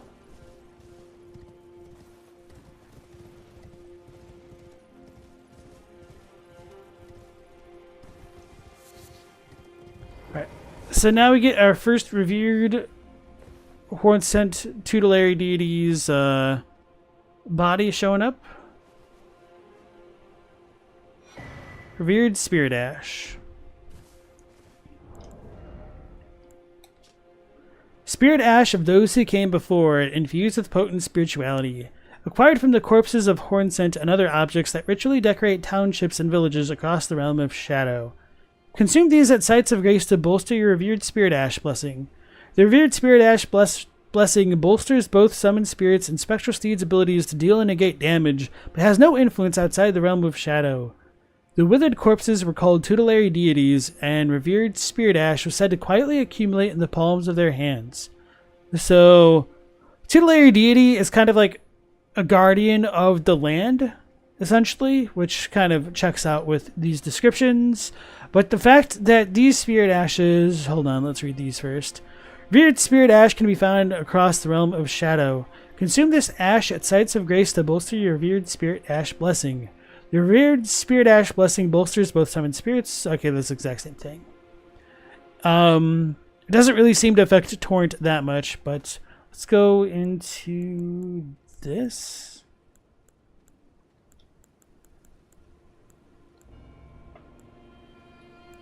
No, that wouldn't be it.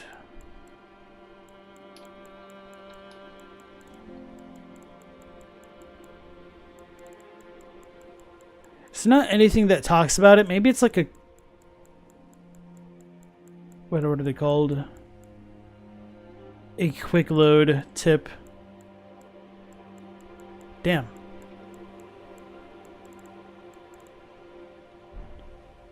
Oh, maybe it would be the bell. Hold on, I've got an idea.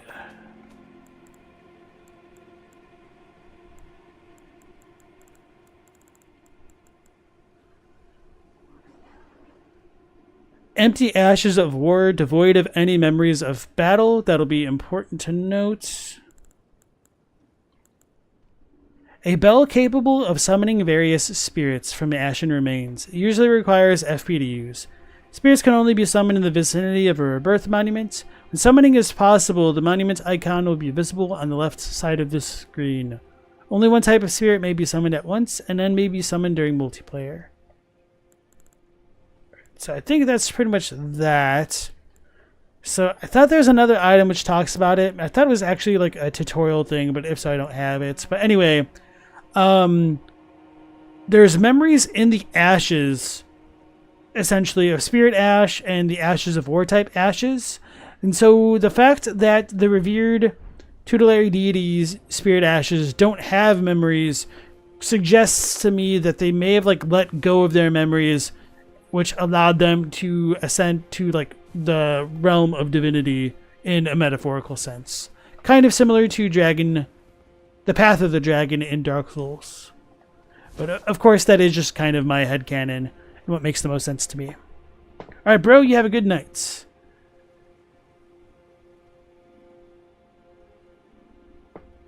There's no crosses. Oh yeah, I read that one.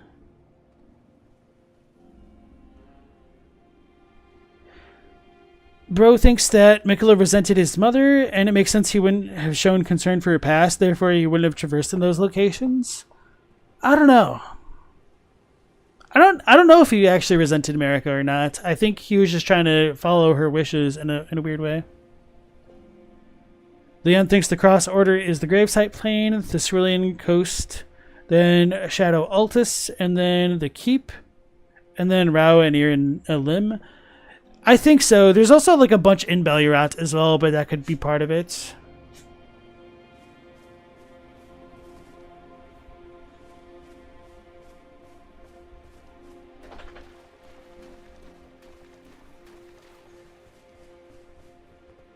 Right, yeah, so that's that. So, as we come over here, we finally get some Blood Fiends, and I think these dudes are all formerly Hornsent.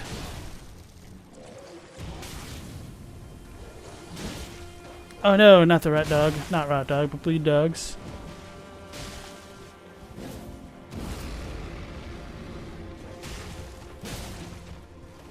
The funny thing is I'd rather deal with the dog than... No, I'd rather deal with the blood fiends than the dogs. Oh my god.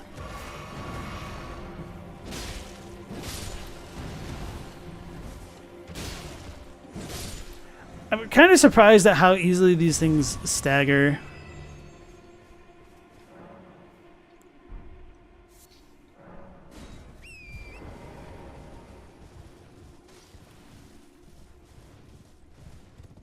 I'm glad that they've finally adjusted the menu to have it automatically over the OK button for the torrent thing.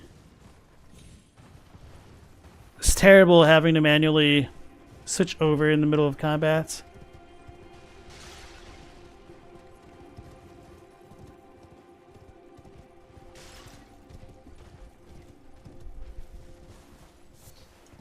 Some more white flesh mushrooms.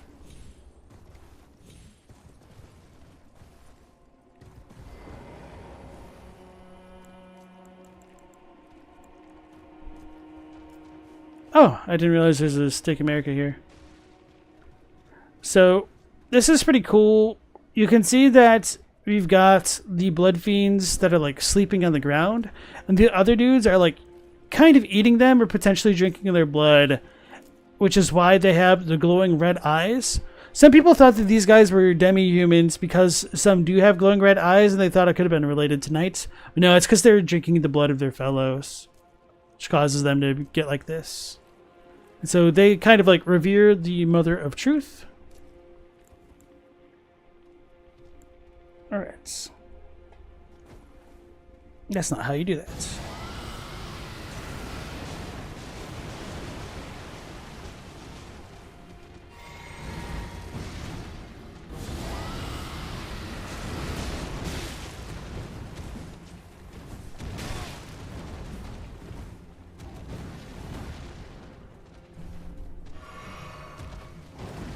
That's a little bit scary.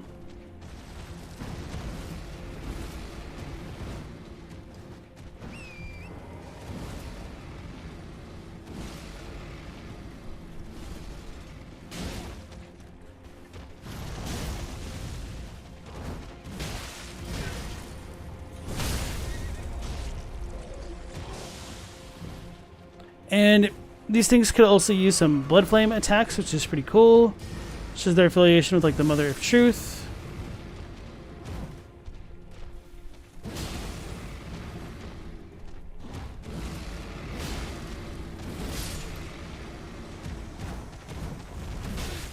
Sunks.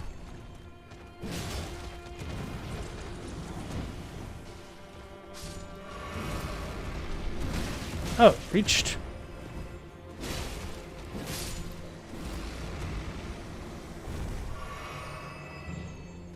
How did I get so much health back? Oh, maybe that one was never rotted.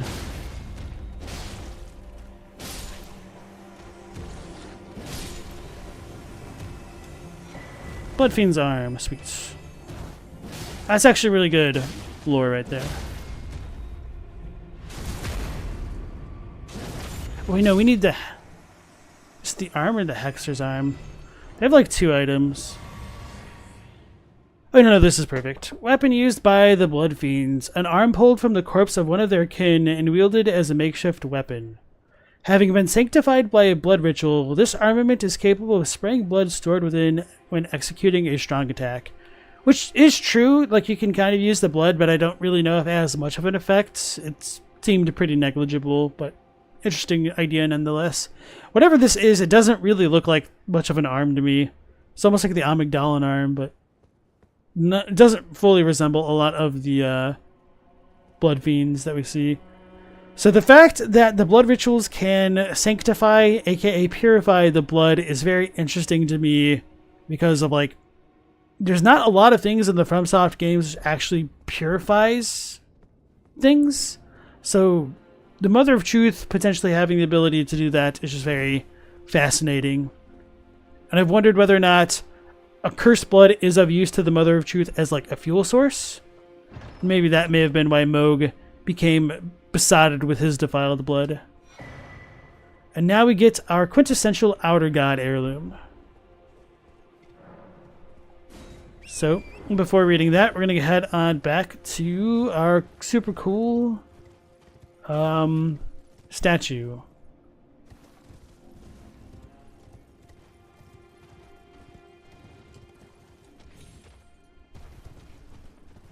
Dragon Communion builds are so fun right now. I've always been a fan of the Dragon Communion stuff. I do wish that the Ghost Flame Dragon Breath was a little bit cooler. Oh well.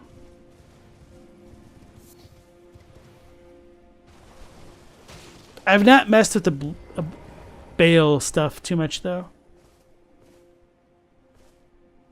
The chicken wig? Yeah, exactly, Pickles. Welcome back into the stream. Alright, let's check this out. A talisman engraved with the lore of an outer god, raises arcane. The clan who lost everything in the Great Fires peered upon the corpse of their ancestor, normally an act of sanctity, and saw in its shadow a twisted deity. The clan had suffered such torment that the horrible thing was taken as an object of worship. So I think like they saw within this the shadow of the Mother of Truth, which isn't to say that they actually came into contact with her directly, as much as it is like she corrupted what they wanted, I suppose. So yeah. If this depicts the thing that the Blood Fiends were worshipping, then it would suggest that the Blood Fiends themselves were originally Hornsent. So I'm going to go ahead and fast travel back to here to go into... Oh, I guess it's almost night already. To go to night mode, because I know that there's another larval tier around here.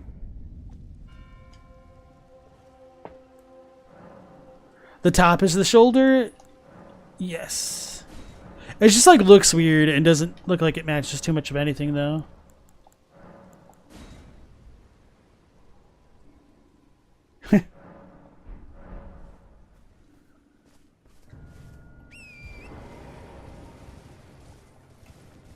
Don't worry, I'll probably summon Egon for the Bale fight.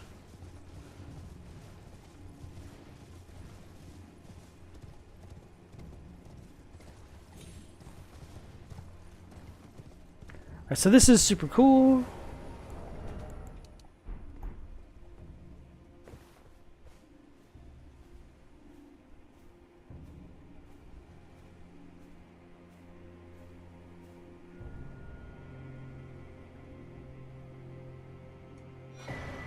Larval tier. So after we pick this up, the spirit graves like lose their color, or not, like I don't know, like the blue glow goes away. I thought some of them disappeared. Maybe they disappear if you like reload the area. Actually, let's do that real quick. Why do I keep doing this?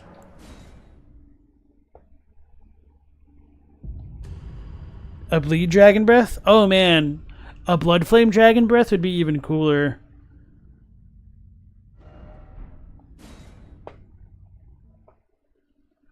Actually, even like the blood mist breath would be pretty cool. I guess it would essentially be the same. So these things are still here. All right, good to know. So this larval tier I did not notice when I first picked it up is actually different from the other larval tiers that we have. It says it's an exceptionally rare creature that burgeons from spirit graves and lives only a fleeting existence. Neither flesh nor spirit, but something in between. Material required by the amber egg cradled by Renala, queen of the full moon, to birth people anew. Being born anew allows the reallocation of attributes boosted by leveling up. Because the larval tier is neither flesh nor spirit, but something in between, that makes me think it's related to the other types of larval tiers. Go figure, I know, right? But this is known as a silver tier. So there's something going on here where like the silver tiers are more corporeal than these things, but they're the same but different. I don't know. This one seems to have like an umbilical cord almost, whereas this one doesn't.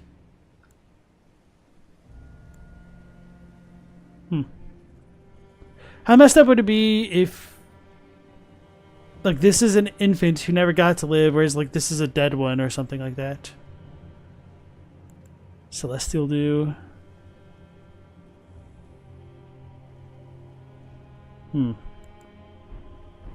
Anyway. See our brood friend. Forge a Brood Cookbook 2 and the Black Firefly. And they tend to give you an item which corresponds with the crafted thing that you can make. Record of crafting techniques left by the non-human Forge Brood. Shared out of kindness toward more and his kin. Fireproof pickled livers. And the broken runes are golden traces of the grace bestowed upon those who fell in the realm of shadow. Broken and faded, threatening to dissipate entirely. So it's kind of interesting that it does say that there was grace bestowed on those who fell in the realm of shadow, but we don't know when they received their grace. So it could have happened in the early days. And the fact that these are broken almost seems like they'd be relevant towards the shattering, but the lore in that item doesn't necessarily lead to that interpretation. And as we come over here, we've got some lightning rams. Some of the giant lightning rams, which there's no real reason to fight them. And the Greater Potentate Cookbook Tier 5.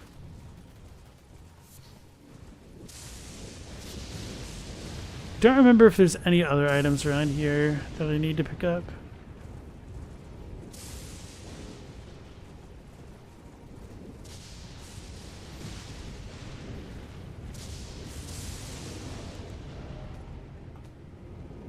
So from this one, we could get the hefty lightning pots.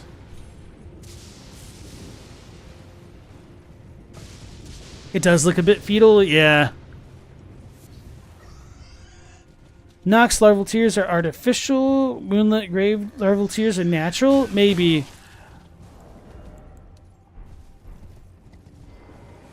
And for whatever reason, the boars in this area are a lot more aggressive than in other spots of the Shadow Realm.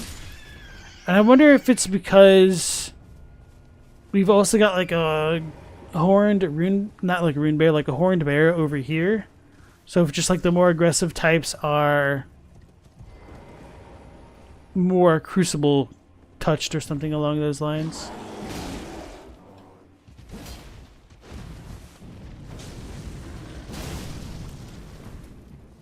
So if you look at the bear's head, it has tiny horns coming out of it.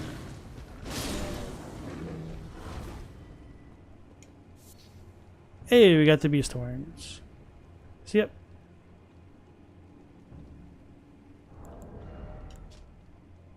Horns suffused with spirituality, found by hunting horned beasts of the realm of shadow. The crucible has a particularly strong influence on the beasts of the realm of shadow, causing many to grow horns despite the characteristics of their species. So there's a slight discrepancy here, whereas rather than saying like despite the characteristics of their species, it might be better to say that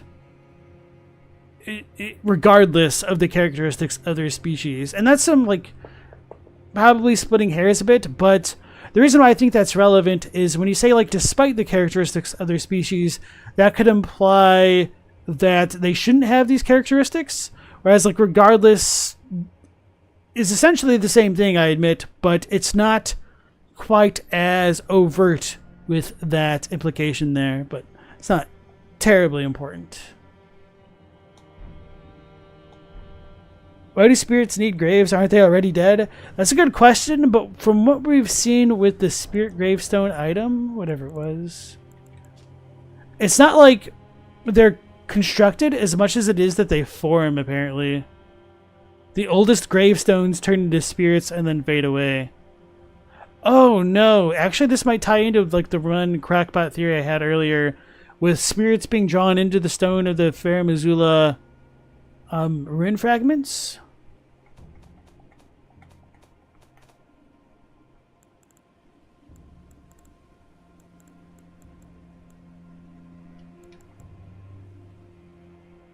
Oh, Sanctuary Stones. It feeds and strengthens the light as it shines. I wonder if a similar principle is coming into play, where the light of the dead, their spirits, their souls, gets drawn into stones, and then it like turns them into spirits.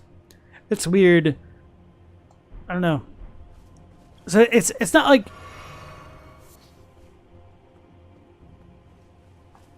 they're literally crafted spirit stones, but they kind of are. They became spirit stones.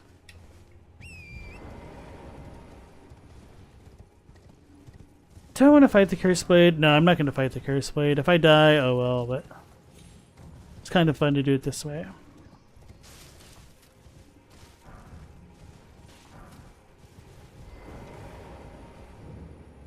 Oh, sweet. So we get the Incursion painting. So this depicts like the crusade as it happens, because you can see Mesmer's forces with their fires on it. And this painting we can get already. I don't remember what item we get from it. This one might be the Spiral Tree Shield. No. That one's the by the Rao ruins, I think. Wait, where's the church? There it is. I'm not going to bother to fight the Curse Blade, because there's no real reason to. I don't think he drops anything special, so...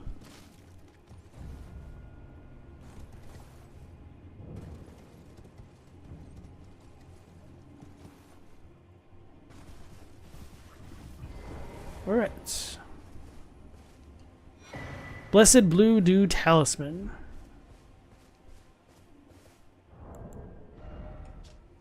Talisman depicting the blessed boon that is a droplet of the blue luminescent sap of the Erdtree. Gradually stores FP. It was once thought that the blessed sap of the Erdtree would drip from its boughs forever, but that age of plenty swiftly came to a close, and with time the Erdtree became more an object of faith. So, this kind of annoys me, because if this is supposed to depict the Erdtree during Godfrey's time, like, why is there no depiction of the Shadow Tree? We also don't have that in the one shield. I don't know if I have it. The Icon Shield. I don't have the Icon Shield. Like, all of the earliest depictions of the Erdtree never show anything with the Shadow Tree, which makes me think that it is actually a more Radagon time development, and the impenetrable thorns could be relating to Radagon's power, which, if that's the case, I am really annoyed that we never see any sorceries used by Radagon in the fight with him.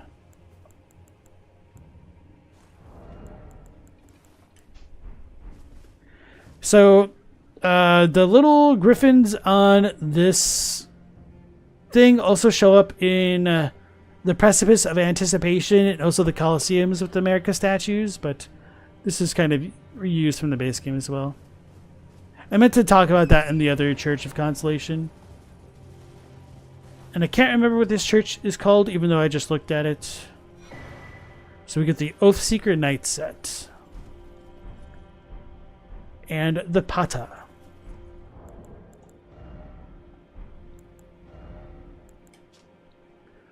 Oathseeker Knight Greaves, black with gold ornamentation. These knights set off on quests of discovery, hoping to find by themselves an oath of their own choosing to serve in perfect lifelong devotion. A weapon comprised of a linear, double-sided blade attached to a substantial guard, wielded by the Oathseeker Knights. This versatile armament can be swung about like a fist or used in the manner of a straight sword. An impaling thrust. Okay.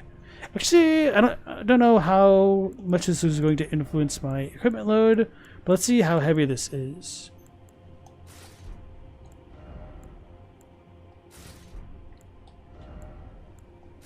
Because this will keep in line with the whole Crusader aesthetic.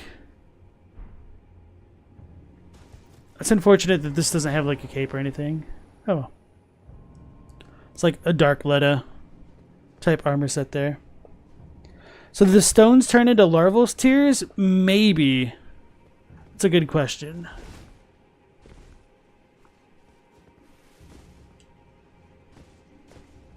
It's a weird rebirthing situation going on there. Actually, you do just get random broken runes here. Okay.